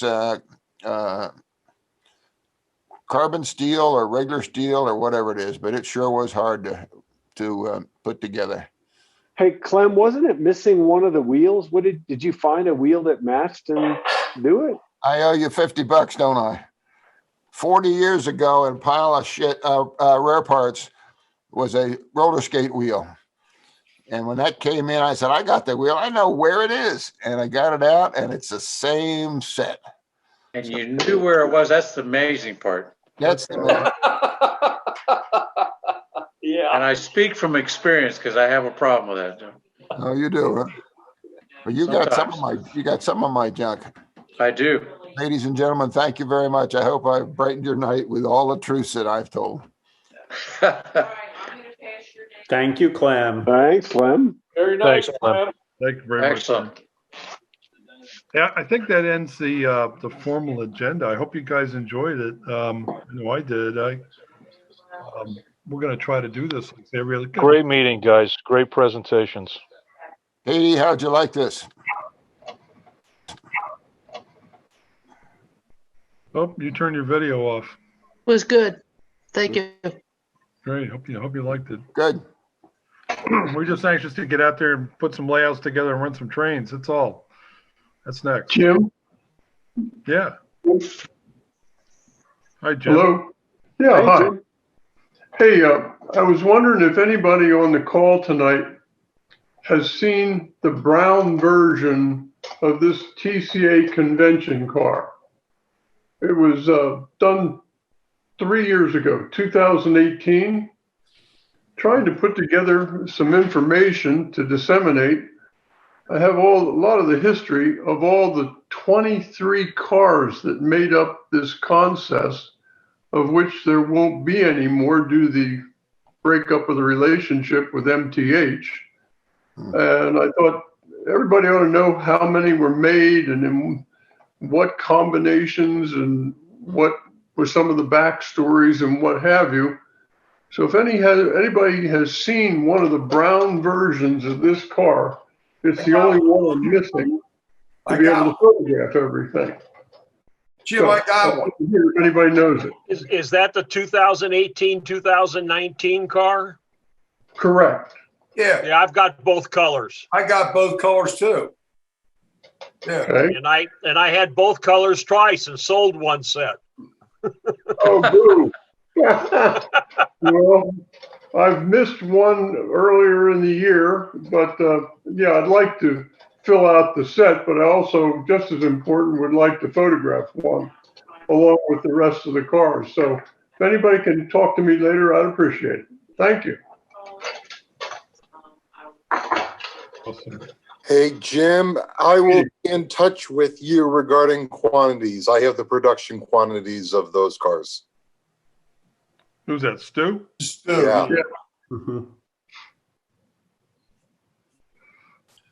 What else you got laying around, Stu? Oh, you'd be surprised. Not a lot of standard gauge, but a couple of goodies here and there. Yeah, yeah. Jim or Stu, were we up to TCA standards tonight? Oh yeah, that just one clarification. The whole Verdun, the VD car you were talking about, not rules and regulations. It's in the bylaws. Our membership requires that Verdun factor. Well, what does a green Verdun train layout look like? It's the opposite of a red Verdant train layout. I like mine better.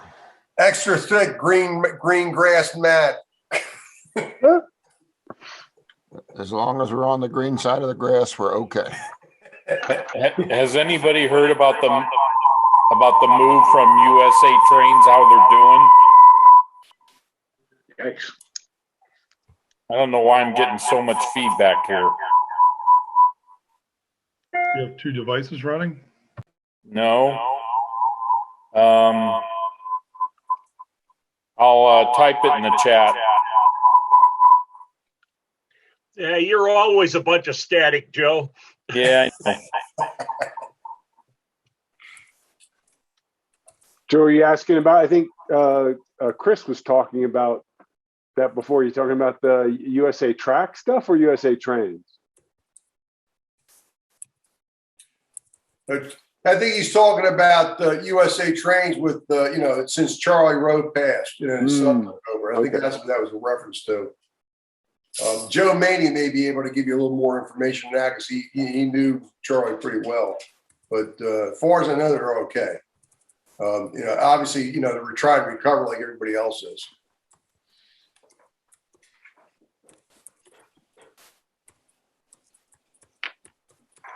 While you're at it, Chris, I don't know, Kirk on, talk a little bit about the plan for USA Track. I can't tell you how many people have been asking me, where can I get track? When can I get track? So there is some pent up demand for you guys out there. I don't know if Kirk's on or not.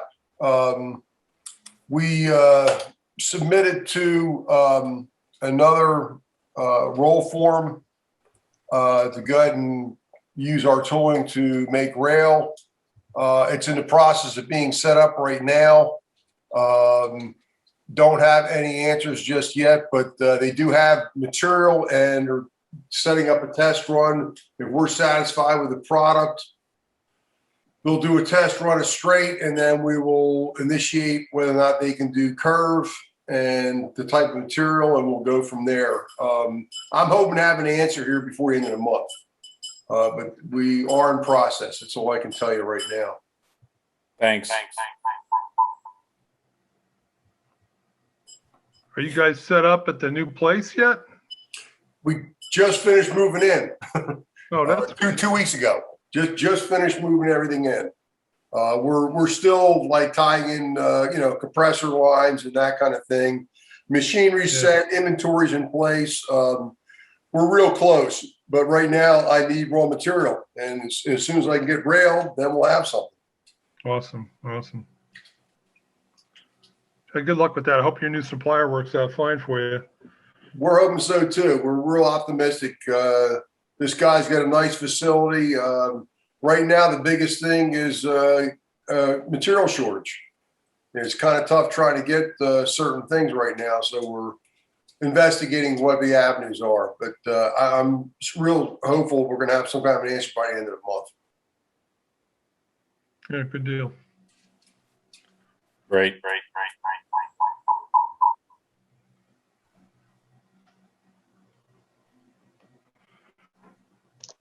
I had one other tip for anybody that's fabricating stuff. If you want to add some rivet detail, it's real easy to just put some little, before you do any painting, just use some little dabs of glue. I use just Elmer's glue dots. And if you make a mistake, they're easy to erase. And I usually have to go over them about 2 or 3 times, get the right height. But just an easy way to add some rivets in. Absolutely. Good tip. I'm thinking in O gauge or in HO that they actually make these things that are like strips that you can put down, little stick-on rivets. Maybe it could be a good idea for our scale as well. Yeah, back in my model airplane days, I can't remember who made them, but yeah, you could buy, for laying down rivet lines on the wing of your airplane or something like that. You could buy that stuff. Yeah.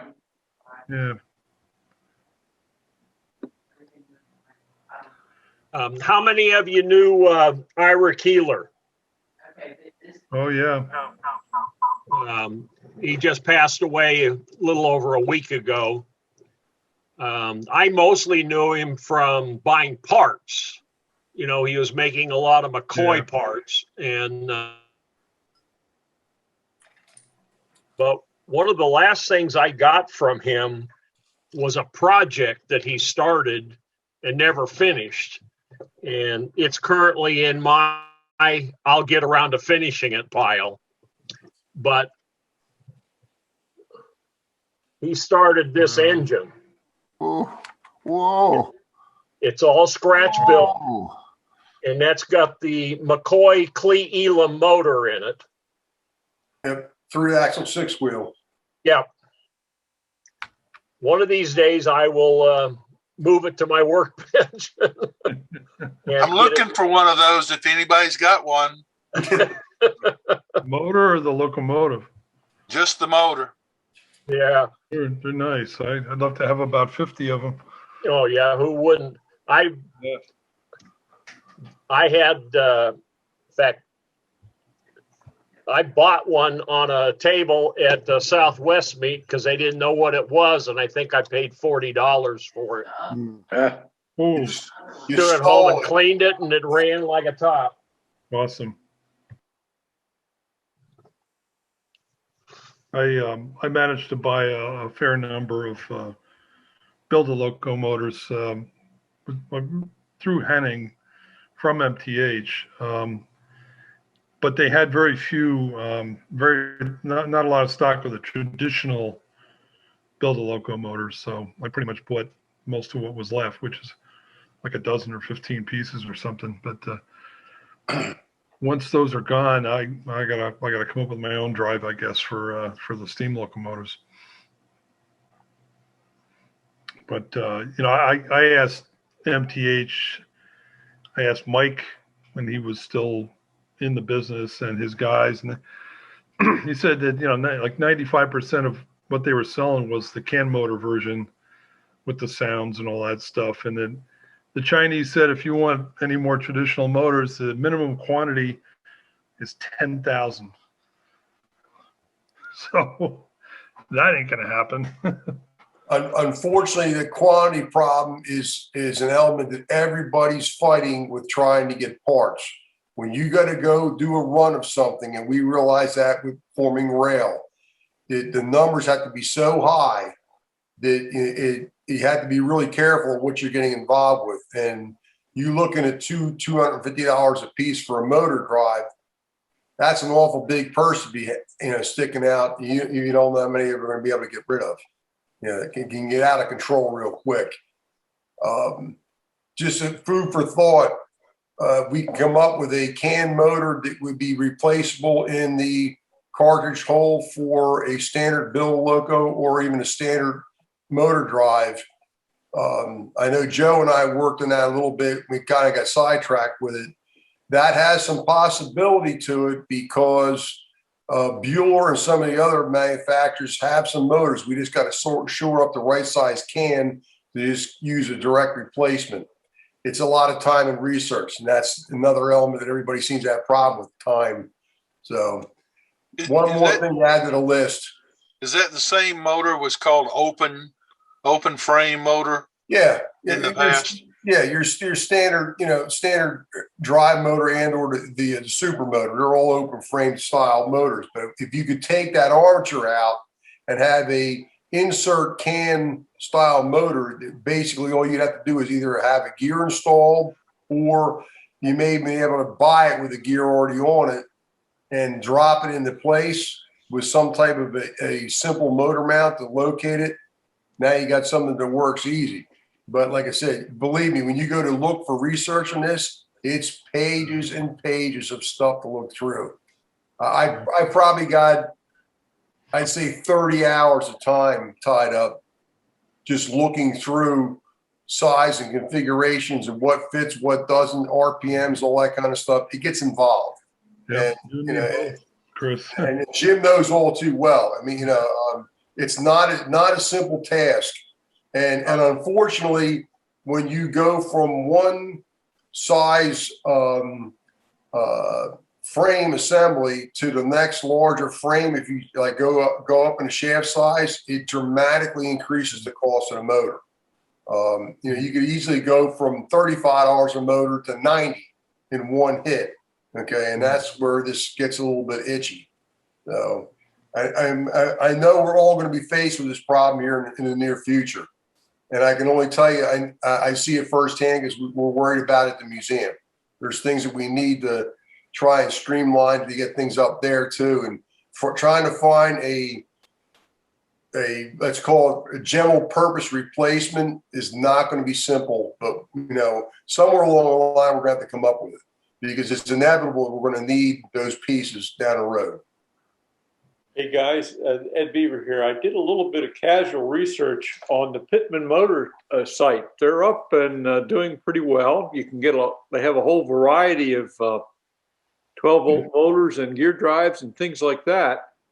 I didn't explore it in much detail, and you know, MTH and their proto drives for standard gauge, it was a 12-volt Pittman motor, and the only trick you need is you need the right length shaft coming out of the motor, and then you need to be able to fabricate the worm and the spur. So I assume fabricating the worm and the gear and the spur gear would be, we could find suppliers to do that, but I have no idea what kind of quantities Pittman would like, but they're supported by, their motors are used in all kinds of activators like automatic door openers and things like that. So it might be a place to research.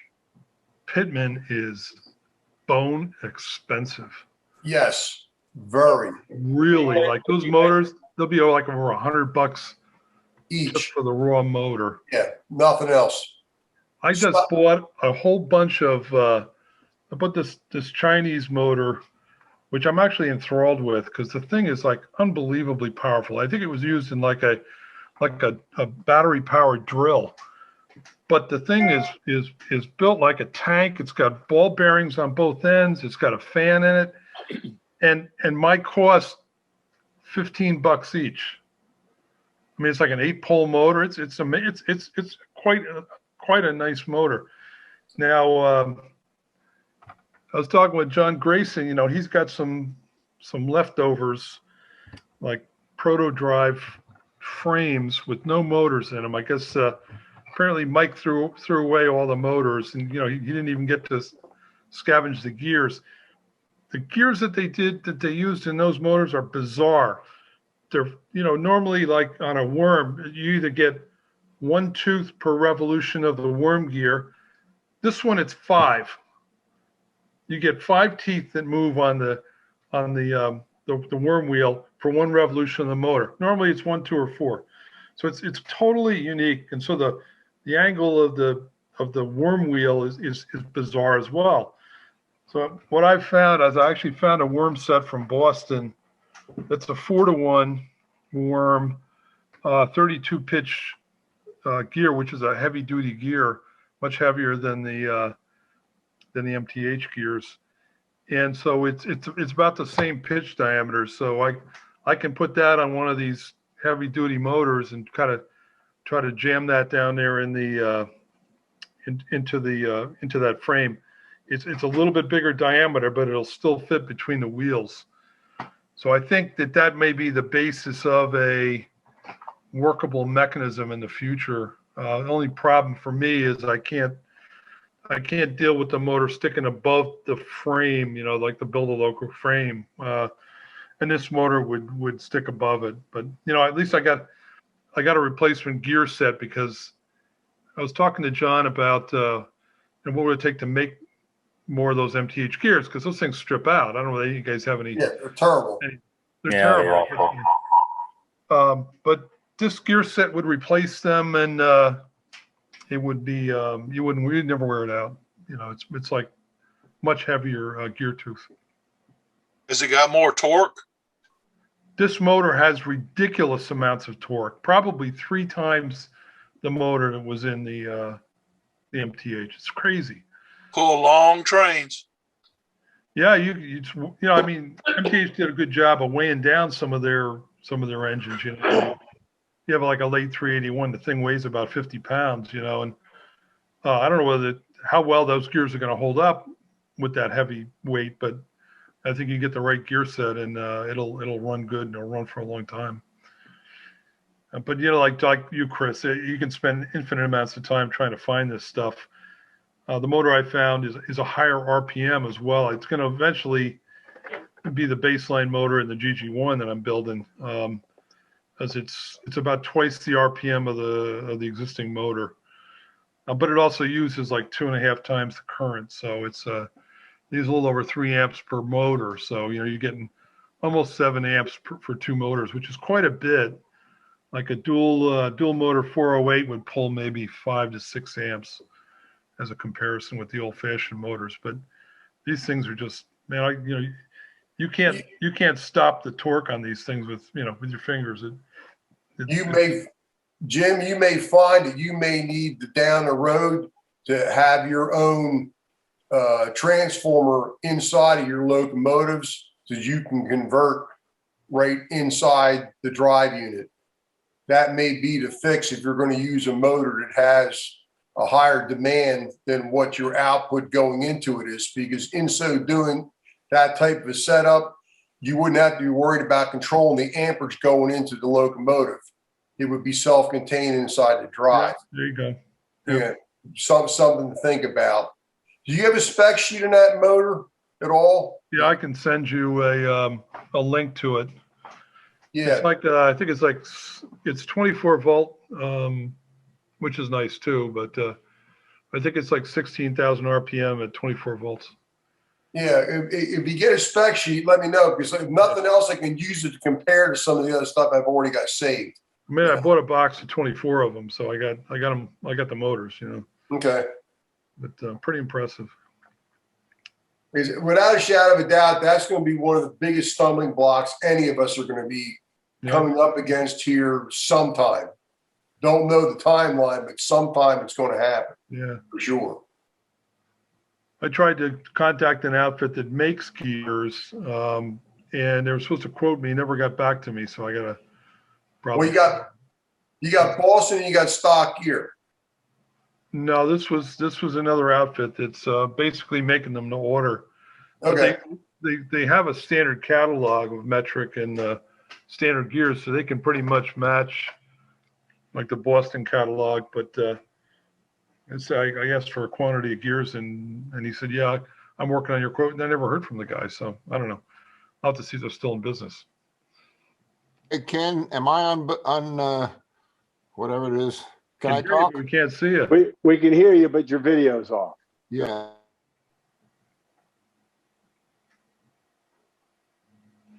Video on. There you go. That's it. Now your mic is off. Press the space bar. You're muted. You're a dangerous guy with a mouse.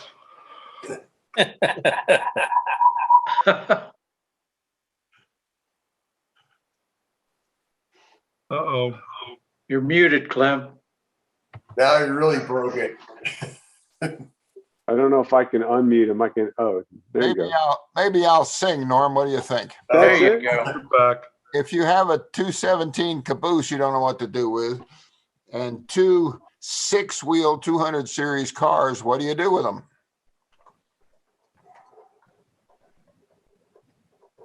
Oh, wow. That's fabulous. That's a heck of a crane, man. Yeah, that's Rector said.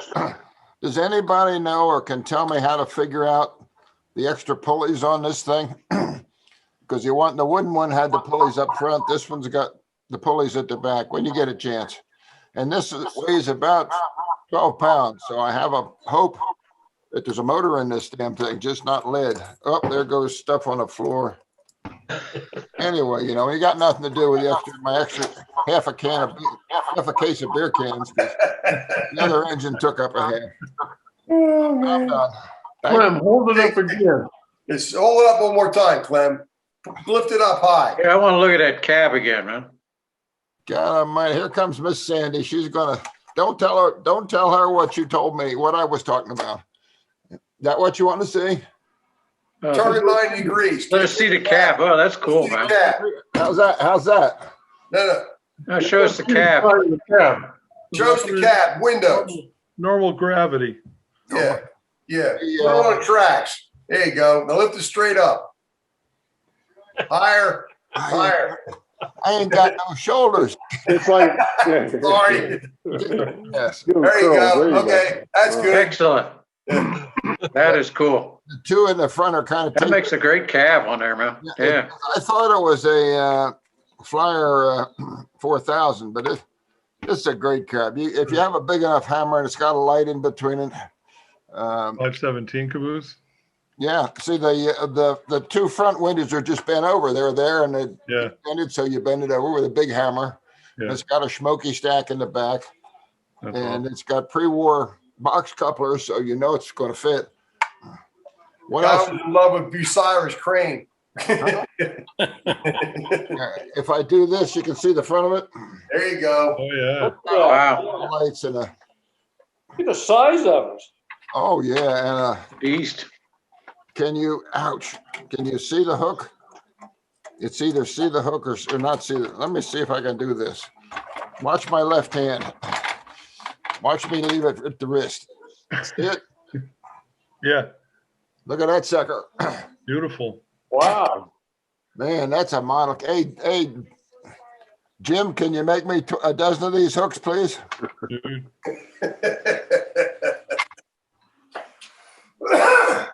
Nice Oh yeah, it's got a trap door, which is a 027 sidecar trap door in this thing. So the guy wanted $1.95 for this thing, and it sat for 3 hours in the blue hall before I saw it. And now I'm not selling it.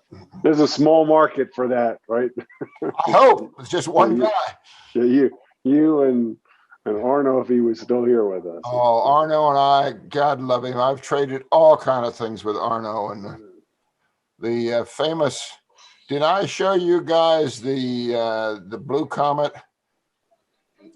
custom-made Blue Comet car that I had? Anyway, if you take a 309 and a 312, the 312 will give you the observation part. And then you start cutting slices because there's 2 bathrooms needed on a Blue Comet car, and with their big windows. On a 309, they're small windows, so you make a slice through the car, and that gives you 2 bathrooms. The car, next time I'll bring it and show it to you. The car is made up of 7. It's like cutting up a loaf of bread, 7 slices. Don't ask me why there's 7 slices. The roof is extended to do this thing, and then somebody knew what they're doing. They use some kind of diamond cutter because it's just beautiful work. John DeSantis has looked at it and said it's not factory. He has some factory custom made stuff, so he knows the quality of their work. And this is not that way, but it's awfully nice try. The seats and all that inside have been cut and modified. Some of the interior is cardboard. Hell of a piece. Arno had it and said, "Clem, get it. Finish it by noon tomorrow." I spent 4 months on that damn thing. I'm cross-eyed. I will bring it next time. Ken will remind me. Thank you. Will do. What a great night. Thank you all very, very much. And a lot of fun. What a great night. And I promise not to talk much tonight.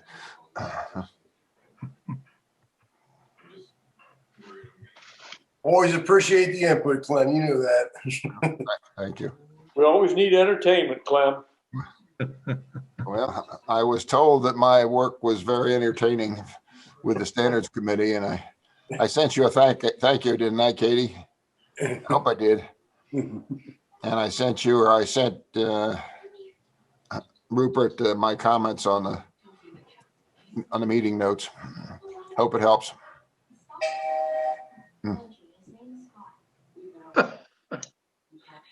What do you think, Mr. Ken? Is it too much fun? I think this is great, and I'm 2 hours behind you, so this is it's 10 o'clock where most people are. It's amazing. I think it's great. We get a chance to get together, and like Jim said, we'll try to do it again maybe in June. Maybe sort of same thing, third Wednesday of the month or something, and make sure we're not conflicting with somebody else, and we'll come up with some more ideas. I'm happy to take more.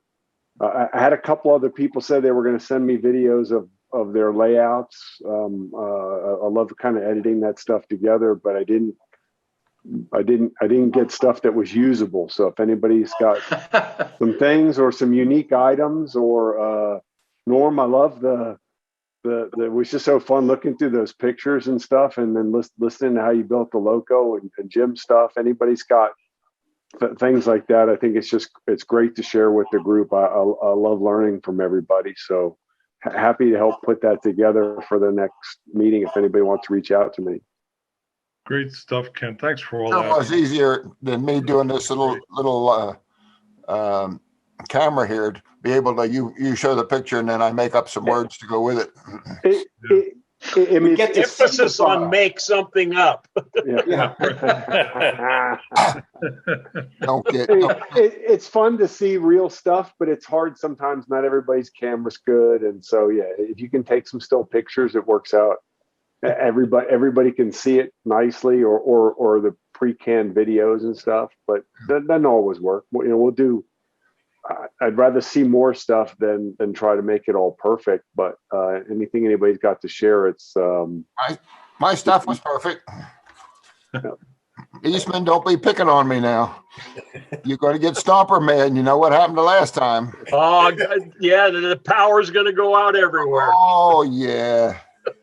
Oh yeah. Eastman, I bet you got a bunch of stuff you could show. You got some very interesting trains. Well, I've just got a spot on my front porch cleared off, waiting for a couple of things from you.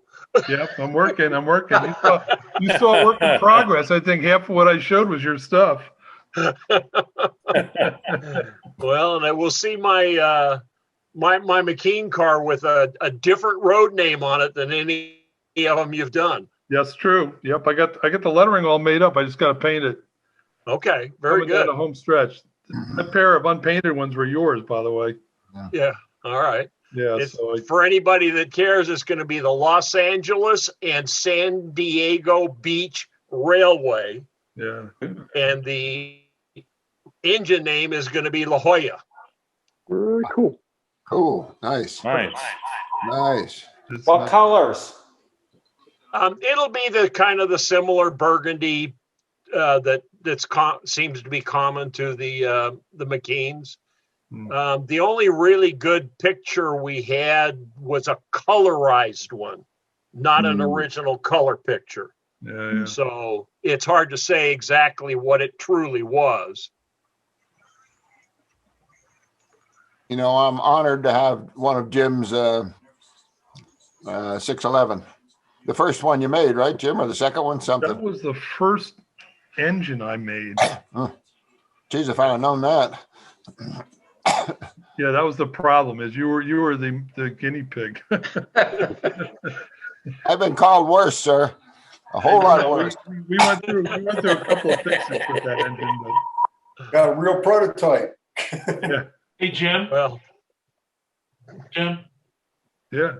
Just want to mention to the guys, in the beginning of the meeting, you had talked about the 611 coming to Strasbourg. Yeah. And I just want to say I did 2 days with her. I did a fire up from a cold start after they did a boiler wash. It was a 13-hour day with the locomotive, and it was like $200, I think I spent on that. And I did a half-hour firing on the road on the Strasbourg. It was just amazing. And just to see that thing in real life in front of you on the steam moving, there's no words to describe it, really. It's just fantastic. It's alive, isn't it, John? It's really, it's a real piece of work, let me tell you. Let me test you, John. Where's the bell? The bell is on the engineer's side, underneath the step, like around where the steam chest is. That's right. Behind that grating, right? I mean, Behind that grating. Did I pass the test, Clem? If the engineer's on the left, yes. If the engineer's on the right, no. Oh, okay. Yeah, and it's just the cab is laid out. It's real simple, and you have gauges to work the stoker, and it's just a breeze to fire it, and it's just beautiful. I like to run it this time. Oh yeah. How much does it weigh, John? Within a couple hours the other morning, the engineer's seat, because I went on to figure. I figured, it's not. They're going to last and stuff. Oh boy, was I wrong.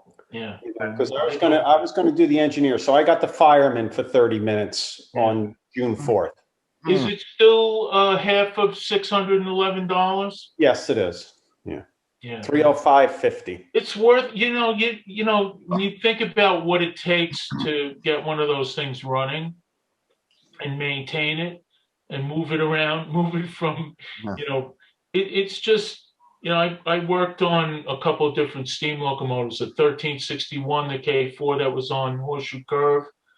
And it's just, it's worth it. You're not on the crew and you're not part of the, restoration committee or whatever, working on a thing. To just jump in the hot locomotive and do that as a stranger, it's so worth it. It's only $300. I mean, Clem spends $300 on a pair of trucks for his crane, Yeah. So it's worth it. Yeah. I tell you never know when the fire is going to fall on that engine, and you're not going to see it running again. Right. That's another thing too. We chased it in the 90s, and then I think it probably was down from the 90s into about 5 years ago, right? Yeah. Well, they had that derailment years ago, and I think that put the kibosh on running it. So you never know whether it's going to come back. I mean, the other one, I know a couple of the guys on the call have been out to see the big boy run. I gotta find a way to get out there and check that thing. But there's nobody left on the crew. There's 3 guys in the steam shop in where is that place they keep that engine?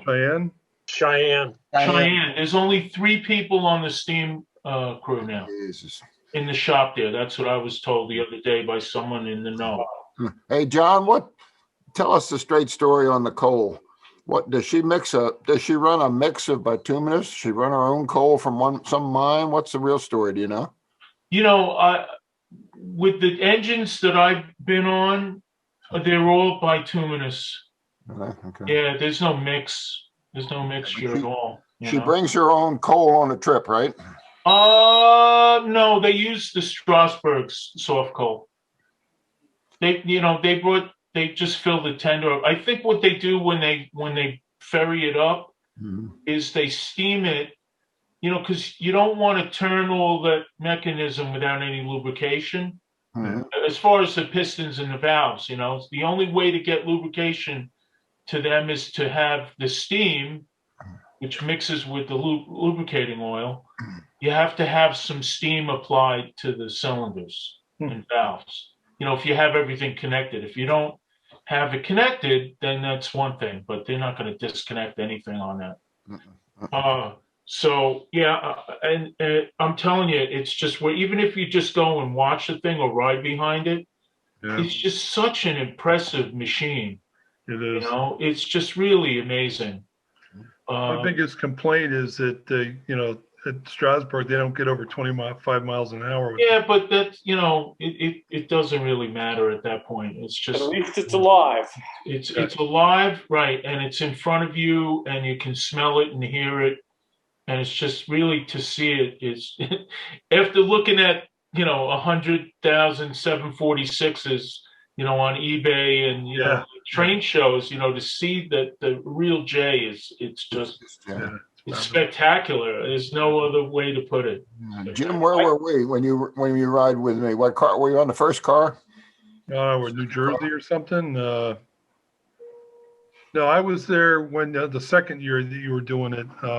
we did the Sunday. We did 2 trips, and we were back at car 16 or so. Something like that, yeah. You know, you could hardly hear the engine. I mean, back that far. It's just wonderful. I was in right behind the engine, and I had to, every time the door opened, ashes came in and whatnot. Yeah. So I had Sandy sweeping the floor for me.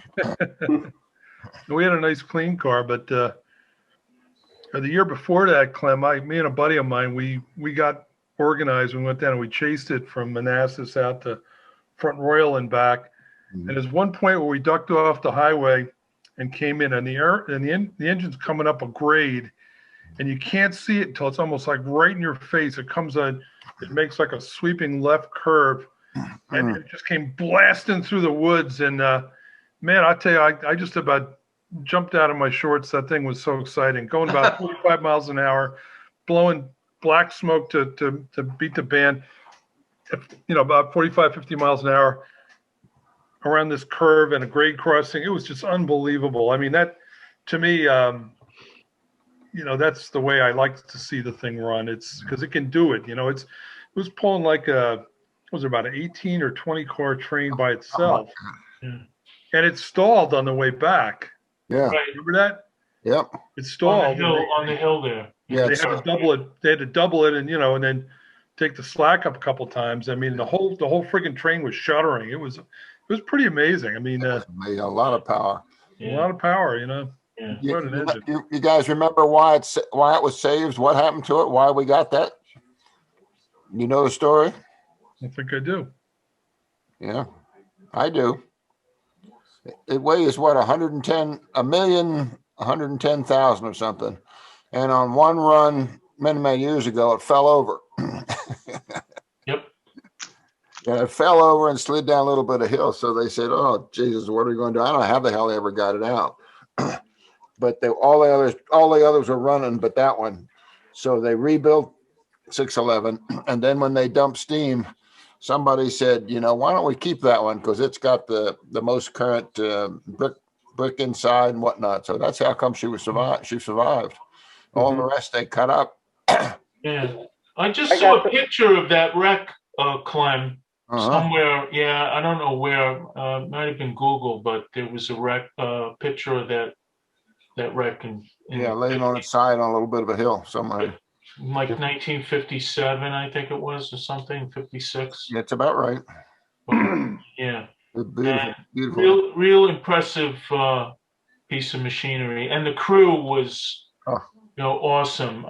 Tom Mayer and Sandy Alexander, and you know, Scott Lindsay. They maintain that thing to a T, and you know, it's just, you have to do it. If you have the opportunity, don't miss it this year, because it's really, you know, you don't never know if it's going to come back. And, you know, That's right. for whatever reason, if they take it out of service, or, you know, NS doesn't want to move the thing, which every year, you know, it's tougher and tougher for us to run private cars on the railroad, on Amtrak, and every other place. And, you know, everything is tightening up. So, really try not to miss it this year. It's going to be really fantastic. Jim, when you saw it stall, was that Saluda grade in North Carolina? No. Well, it was on the way back from Front Royal to Manassas. Oh, that was recent. It's like on YouTube. It's on YouTube, that stall. Oh, no kidding. Yeah, I think you're right. Yeah. Yeah, it was raining, right? Yep. Just a little bit, just enough to, you know, make everything oily and wet. Yes. Yeah. In 1960, Norman and I had the privilege of riding behind 611 on its last regular service at an NRHS convention that went from Washington, D.C. to Norfolk. And we picked up the 611 there in Petersburg and ran from Petersburg to Norfolk. That was quite a trip. And they had it all set up. I believe they hit 100 mile an hour on that long straight that day. They had it all set up with all the traffic controls and the tower operators and everything else. So quite a ride. I was in the baggage car right behind it for that. Really? In 91. That was cool. Yeah. In 91, Norfolk Southern had a steam excursion because it was I think the 40th anniversary or something like that of steam excursions.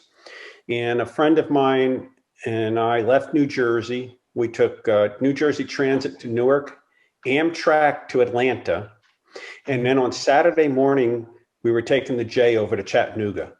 Oh. And it was a whole big banquet at night and everything on Saturday night in Chattanooga. And there was going to be 18 steam engines in Chattanooga on Saturday night and Sunday morning. In all the excitement, we get off the train in Atlanta. I left all our banquet paperwork, our tickets on the Amtrak coach. Oh, man. I go to we rented a car. I go to the station. I says, where is that train stopping next? Because I left something on there. We got to go catch this train.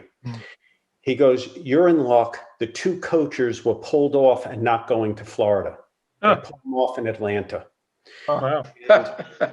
So it was only about 3 miles away from the station, but the problem was all the one-way streets in Atlanta, you couldn't get there. So he drew us this map on how to get there. And we wanted to find, this is Friday morning, we wanted to find the J. We know the J's in town somewhere, you know, and we were just going to drive around to find it.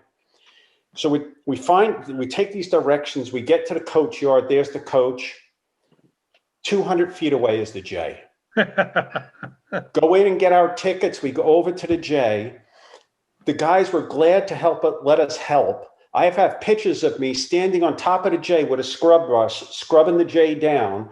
And we worked for about 6 hours that day, helping them get it set up. And then they took us for a ride through the yard. Wow, that's cool. Way cool. I mean, like, stupidity turned into pure luck. That's a hard story to be built. I'll have to work on that. That's a great story, Wayne. So what a great weekend, though. And we had the banquet at night, and at night, that's when I met Graham Clater, and what a great gentleman. Oh, yeah. And Sunday morning when we left, I think we had 38 cars or something like that. We were triple headed because we had 4501 on the point with 611 and 1218. And we triple headed out of there. And then as we came out, it broke off into 3 trains. You know, first 4501 took its, 6 or 8 cars or whatever and went to whatever town that came from. And then, we wound up going back to Atlanta with the J and, our 16 or 18 cars, whatever we had. And where did 1218 go? The high speeds that thing hit, I forget what we had, but unfortunately my video is like, I think probably digital 8mm, at that time, not film, but, camcorder. And they did the triple run by. So they let us off, backed it up, 5 or 10 miles, and then came flying through at full speed. And again, like you said, that black smoke coming and the 3 engines and the 3 different whistles, and you can hear the different whistles because they're all different pitches.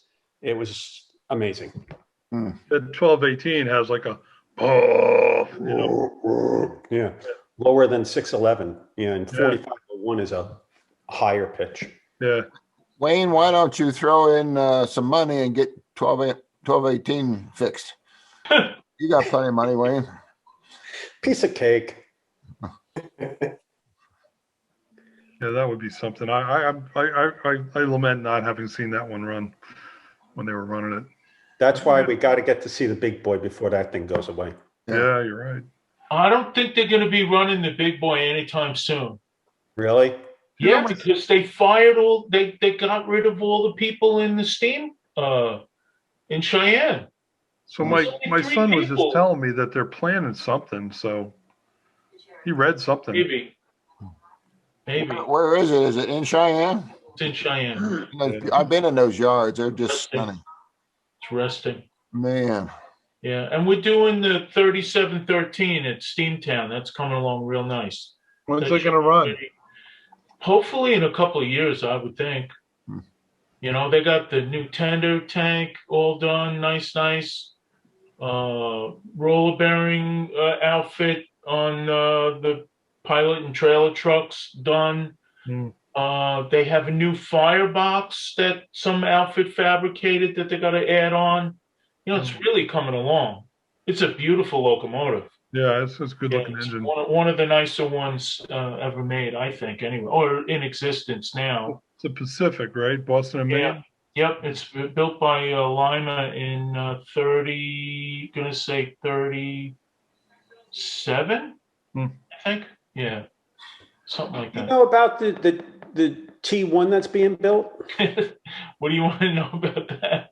Well, I mean, I get some things every now and then about it, Yeah. little updates, but You know, I really don't know the history of the story behind it. Doyle McCormick did a presentation in Baltimore for the chapter there on his restoration of the PA, right? That he has that nickel plate. It was just an old Santa Fe PA that went down to Mexico, and he got it back, and he's a nickel plate guy, you know. Right. So, and the guys from that group were at a table together because they're all friends with Doyle, right? It was Wes Camp and Ross Rowland and a bunch of the other old timers, right? And some new guys. You know, I mean, they're trying to do something that, you know, that the Penske was very unsuccessful at doing. That's running, maintaining a poppet valve T1. You know, they had a lot of trouble running it and maintaining it, and that's why they only lasted about 5 or 6 years. So, you know, the big thing with anything like that is, what do you do about the frame? You know, yeah, the boiler, you roll a piece of flat stock, you know, an inch and a half thick, and you make a ring, and you know you can put the boiler together. What do you do for the frame? So I heard they're going to weld plate. Yeah, okay. And what about this? You know, they had so much trouble with the poppet valve setup. Why wouldn't you make it with wall shirts? Just do wall shirts, yeah. You know, just do that, and you know, don't let that be such a challenge. You know, that's what they're going to do. But we'll see what happens. You know, personally, I think we should make a New York Central a J class Hudson. That's just my, you know. I mean, I love my Penske K4 and my GG1s, but you know, like the J1, J3 class Hudson is a special. I'm just amazed that the New York Central guys haven't got something like that going. I mean, well, you know, they can't even get the Mohawks running. So how are they going to get, you know, together and do a J1 or a J3? You know, I just think like over in the UK, they've built several brand new steam locomotives. Yes. Beautiful. You know, in the similar, you know, like the A1 Peppercorn. That thing. That's an equivalent to the J3. Yep. Yeah. Magnificent. Beautiful. Ground up, brand new locomotive. And it's 100-mile-an-hour piece too. Yeah. Oh yeah. It's fabulous. Yeah. So yeah. We'll see. I don't know. But go see the J, guys. Really. It's unbelievable. Yeah. It's really a sight to behold. Yeah. Looking forward to it. Yeah. For sure. We got to be careful with this, guys, because we're starting to talk about the 12-inch to the foot gauge with this stuff. We don't have the size to put that stuff in the backyard. Yeah. Well, you know, I mix my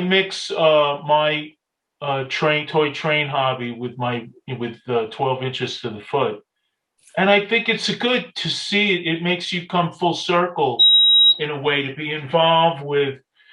Not just looking at something, but working on real locomotives and cars. I get that privilege, you know, and operating stuff on Amtrak, you know, private railroad cars.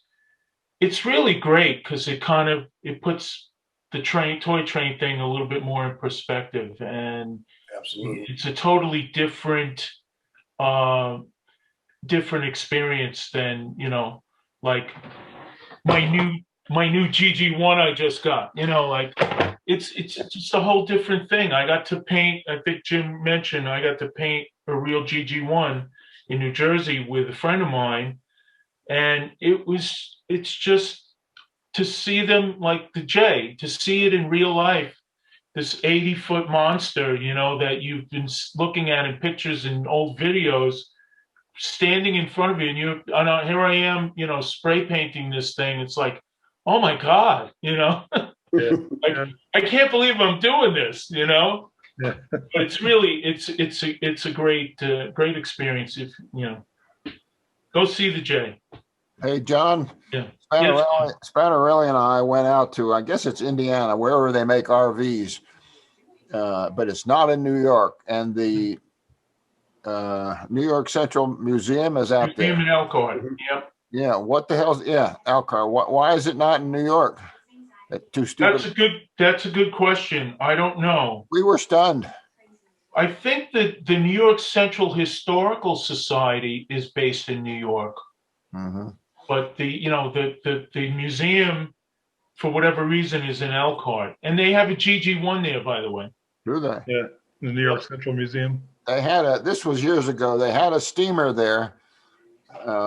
She was a Mohawk, right? The 3001. Yeah, it's a J. I'm sorry, it's an L3A, and it's got the same nose basically as a J class Hudson. You know, it's got the little marker lights on the top and of the smoke box, and it's really, it needs a lot of work though. Don McCormick told me that he went to look at that engine for restoration back in like the mid to late 70s, and he said it's so worn out that the tires on the drivers are starting to get a flange on the outside of the tread, and that he could go up to the firebox and grab a flexible stay-ball cap and twist the sleeve and the cap off at the same time and pull it right off of the firebox. That's how rotted it was. So, you know, to me, it's worth. That should be a priority in the steam world, is to get either that or the 2900 series one they have out in the Midwest somewhere. There's another. While we were there, it's in some museum out there. The society that owned that thing, some guy offered to completely rebuild it for nothing, and then he wanted to run it for something like 3 years. Mm-hmm. Then they could have it back for nothing. And the membership voted that down. Yeah, you know, it's like we have 2 Pennsylvania Railroad built Long Island class G5S locomotives out here that I worked on, and it's the same old story. Some person in the group thinks it's their personal property and that they can't let go of it. Okay, so they have a deal now. Ron Zeal, who I love, rest in peace, a friend of mine, he had a deal with the Strasbourg in 1977 or something like that. They had this whole contract worked out. They would take the G5, rebuild it, run it for however long, 10 years, whatever. And he thought he was going to lose control of the engine, and he didn't sign the contract. So that whole project started around 1973, 74, 75. Okay, when he started to advertise that we're going to run this thing for the bicentennial and all this stuff. It was in Trains magazine, right? That engine still hasn't turned a wheel under its own power. And they have this deal with the Strasbourg. If the group raises $1 million, the Strasbourg will kick in $1 million, right? And they'll restore it and run it on the Strasbourg, right? Well, in the 7 or 8 or 10 years they've been trying to fundraise, they have, you know, a couple $100,000 that they raised. So I keep telling the president, I love him, he's a great guy, but he doesn't get it. I'm like, just give the thing to the Strasbourg. You're never going to run it on Long Island. The lawyers and insurance companies, they'll never turn a wheel out here. Okay, let's enjoy it while we still have a chance. Just give it to them. Give it to them. Let them have it. They'll run it in 2 years, you know. But it's not going to happen. It's a, you know, painful, typical story of some of these steam locomotive groups, you know. 1361. Well, 1361 is its own. You know, that's my baby. That's my first wife. You know, you're talking about. So, you know. Or at least your second one, anyway. Yeah, well, I had to get rid of the second one too, but you know, the 1361. Hold on a second. the 1361 and I have this very special relationship, you know. So, you know.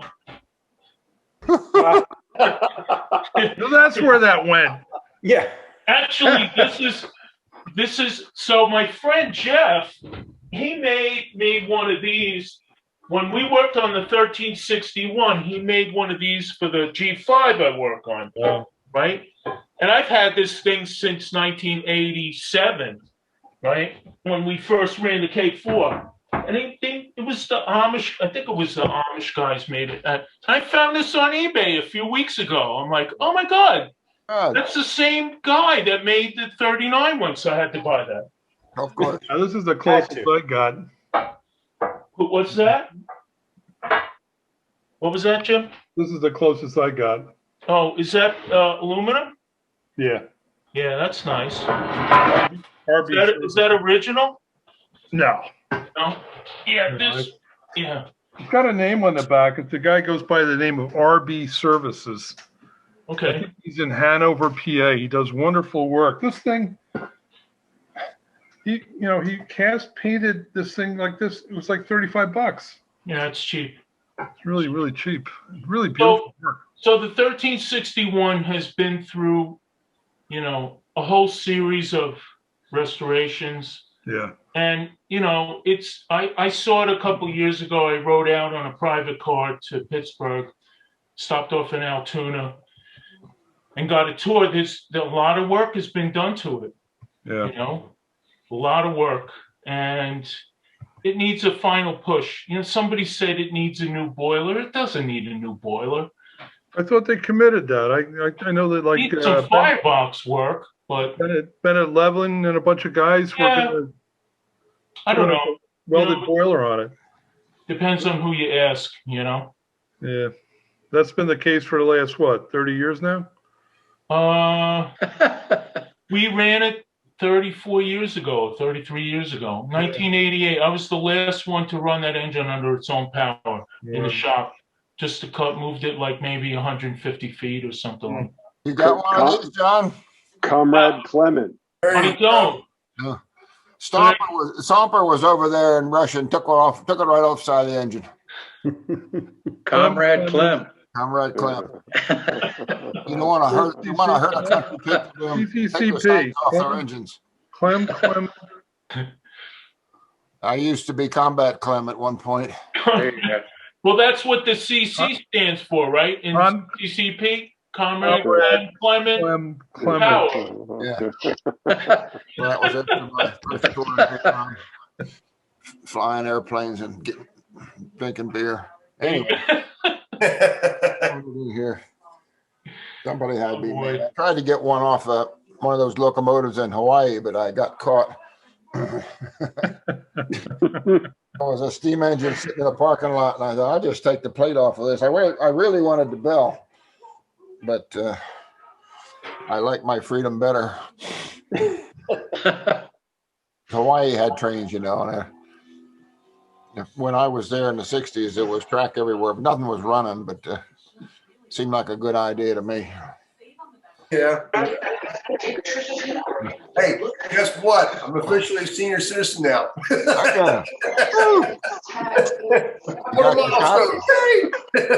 You got your shots, and I don't mean nitric acid or nitro.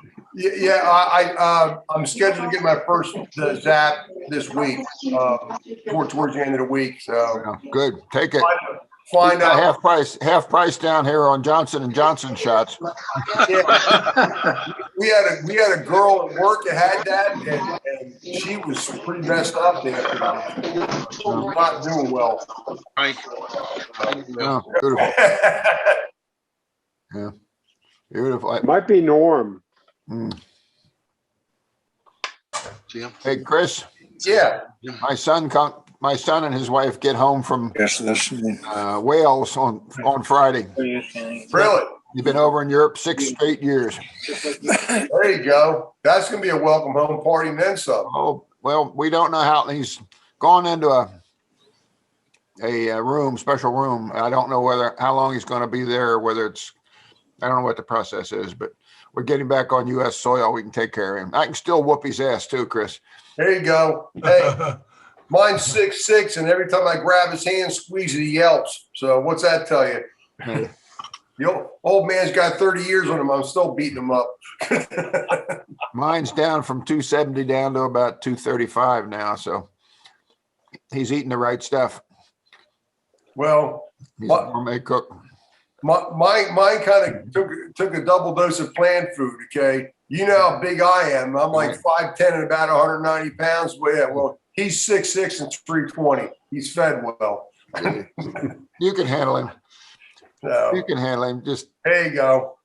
Hey, stop giving him money. He'll calm right down. You damn Skippy on that one. That's the God's honest truth. Hey, Chris, how you doing? Good, man. I haven't seen you in a while, man. I was asking about you last time. Yeah, I couldn't make it last time because I was in the middle of changing jobs. It was a bad week. Yeah. Yeah. So I changed jobs again, but it's a good week. I've been floating around a little bit. So I got an offer from a company I left, and I went back. It was too good on paper. I signed a contract and took it. There you go. Good for you. Good for you. Yep. Harry Henning, how you doing, man? Doing fine. Awesome. I'd never heard from you. I wasn't sure whether you were going to have the time to join us. My son is on the local township meetings tonight. Uh-oh. So I didn't know whether we were going to have time to get me set up or not. His starts at 7:00. Looks like it worked. Yeah. So far, so good. Hey, good to see you, Harry.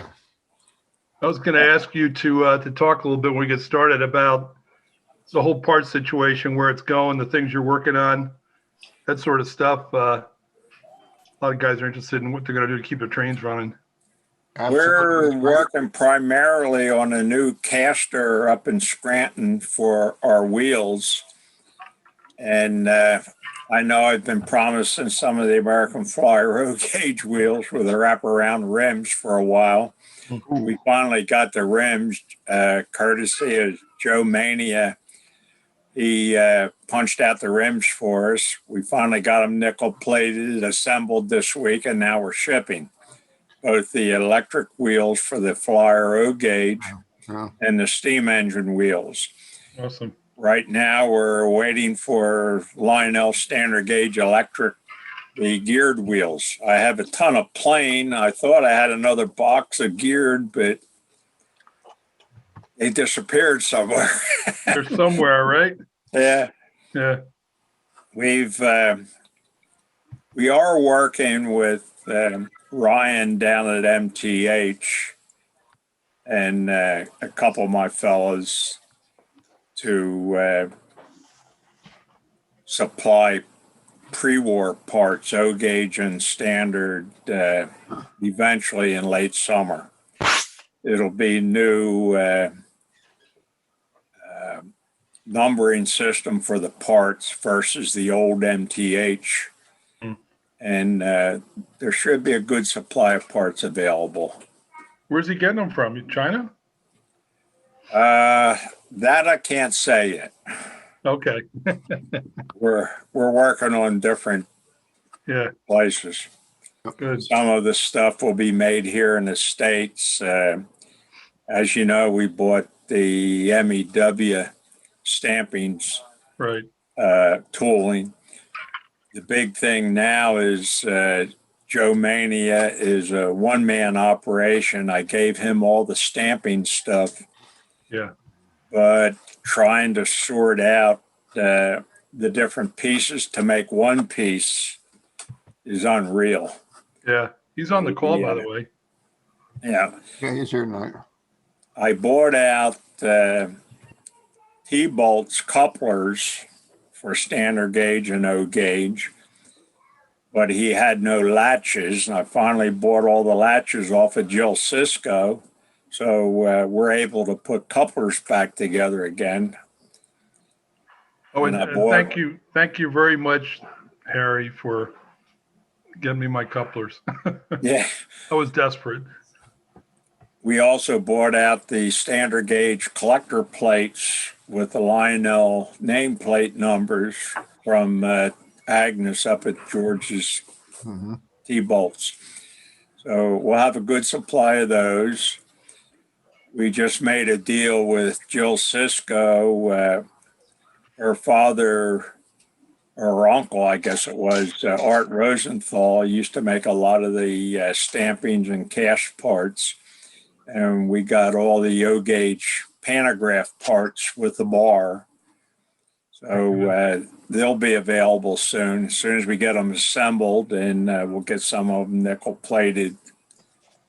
Boy, is it windy. We've got a lot of little things in the works, but Doesn't that sit, you can't do it like this? Yeah, and I'm going to bug you and Joe to make me some tin plate wheels here. That's going to become we my have next price. all the tooling for the tin plate wheels. It's a matter of time. There again, I gave the big press to Joe, and the little wheel tooling that I have to make the 400 series wheels and the 500 series wheels and the American Flyer. These are all the tin plate car wheels.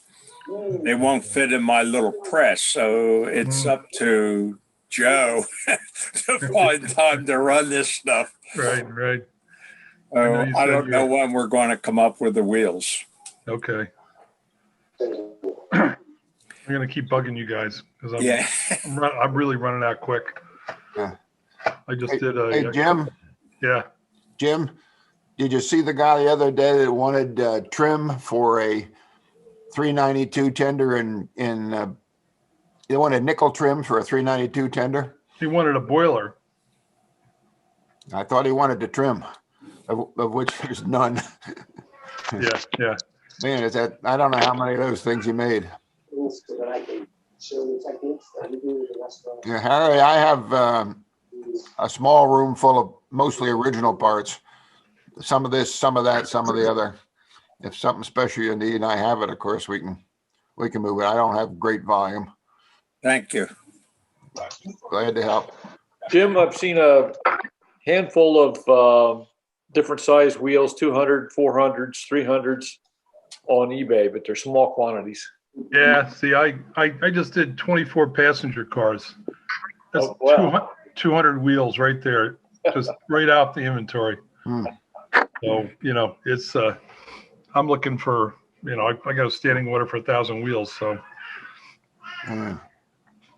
but they don't exist unless they get made. So, I'll just have to be patient. I have about 500 of the 500 series wheels in stock with axles, but that's it for right now. Yeah, and I'll show you pictures later. I just made up some tin plate parts, steel parts. It makes up the Ives 4-wheel truck with the large journals I bought from you. Came out really nice, all water jetted, just stock. But the 500 wheel's too small for that truck. So yeah, I can probably get away with 200s, but not 500s. Hey Ken, what time do you want to get going here? I see we're at 7:30 now, huh? It is. I guess it's your call. There's still people sort of joining slow. We could go ahead and get started, or give them a couple more minutes. It's really up to you. Maybe. Is Wayne on? Yeah, I think Wayne's on. I haven't seen Kirk. Yeah, Kirk. Okay. All right. Well, maybe I'll just make a quick announcement now too, because it really has nothing to do with the club. But I don't know if everybody saw 611 is going to be back at the Strasburg Railroad this summer. So interesting. They're offering some special trains and some special runs. If you go to their website, you'll be able to see everything that they're going to offer, and it's kind of neat. You ought to get a SGMA day there. Yeah, like last time, remember? They're not going to be there during Fall York. So if anybody wants to have like a picnic or something like that, maybe we can do that. I know I'm going June 4th. That's for darn sure. And I think I'm going to be going there with Jim. Yeah, both of us are going to be in the cab, which is kind of cool. Right. On July, Clem, you and I got to see it and watch them coal it and all that and get pulled by them. But yeah, I've never gotten to be in the cab before. It was wonderful. I tried to get some work out of you cleaning our car, but that was a challenge. That's futile, pretty much. Yes, I got 5 rides, I guess, in the cars working. Yeah, I'm just always working, right, Chris? Always working. It never ends. Yeah. Hey, Jim. Can you see me, Jim? Yes. How's that look? A little higher, Clem. A little higher. Looks like a That's a repainted 219. Repainted 219 crane by me. So it's obvious, since I painted it, it's obviously a grade of R5, right, Chris? R5? I'm doing a show. Okay. I'm having eggs. It's much better than most. I'll say that without any reservation. Well, it's a few lumps and a few bumps. But then again, I'm cheap. I only do half-ass work, right, Chris? Hey, let me tell you something. Oh, this is another one of these cars? How's that, Chris? You're doing for half price, though, so that makes it even, right? Yeah, this is, it's R5 for one side, and it's C0 for this side. So the average is 3. There you go. Hey, Clem, I think we're going to get going. Good fun. I think I'm going to nod off. I get, I'm too loud for the people around me. We're trying to go to bed. Katie, thank you. you. Been a pleasure, everybody. Yeah. Thank you. Good seeing everybody. It's everybody. Absolutely. Thanks. Thanks for the invite. Everybody in June. Yeah, we'll do it in June. Have a good evening. We'll see you in June. Good stuff. Thank you. Good night. Keep us posted on the next meeting. Yeah, we'll do. We'll do. And Very great nice. work, buddy. Good job. Yeah, Ken, thanks a lot for putting those slides together for me. Did a great job. Hey, will your next loco be ready by then, Norm? It's possible. Rush order. I'm working on one, but I haven't been very diligent on it lately. Are we going to do Manassas? What's that? Manassas in the fall, you think? Manassas? For Christmas? Yeah. Yeah. Ed should be around too, I hope. Good. He's back in business, I hope. Yeah. So yeah, he looks good, huh? Yep. Yeah, he's doing okay. That's wonderful. Good to see Harry Henning, right? Yeah, it was fun, Jim. Thanks for getting him on. Yeah, he was a surprise. He never got back to me. I didn't realize he was going to be on. I asked him to. He never responded. So glad he showed up. I got a question. Who's this guy over here named Bogus? That's me. My video ain't working right. It's up and down. I'm Kirk's sidekick. USA Track. Bogus? Yeah, you got it. Yeah. Chris Bogus. Having too much fun all the way going along with it. So if I told you I was Polish, then I really put a sidekick into it. How'd you end up with that? So they cut the tail section of it off. Pesky. Hey, you guys all take care. Let's get together again in 2 months. Sounds great. All right. Sounds good. Take care, everyone. Thanks, everybody. Be safe now. Good night. Good night. Good night. Get your shots. Be safe. Yeah, Good night. Yep.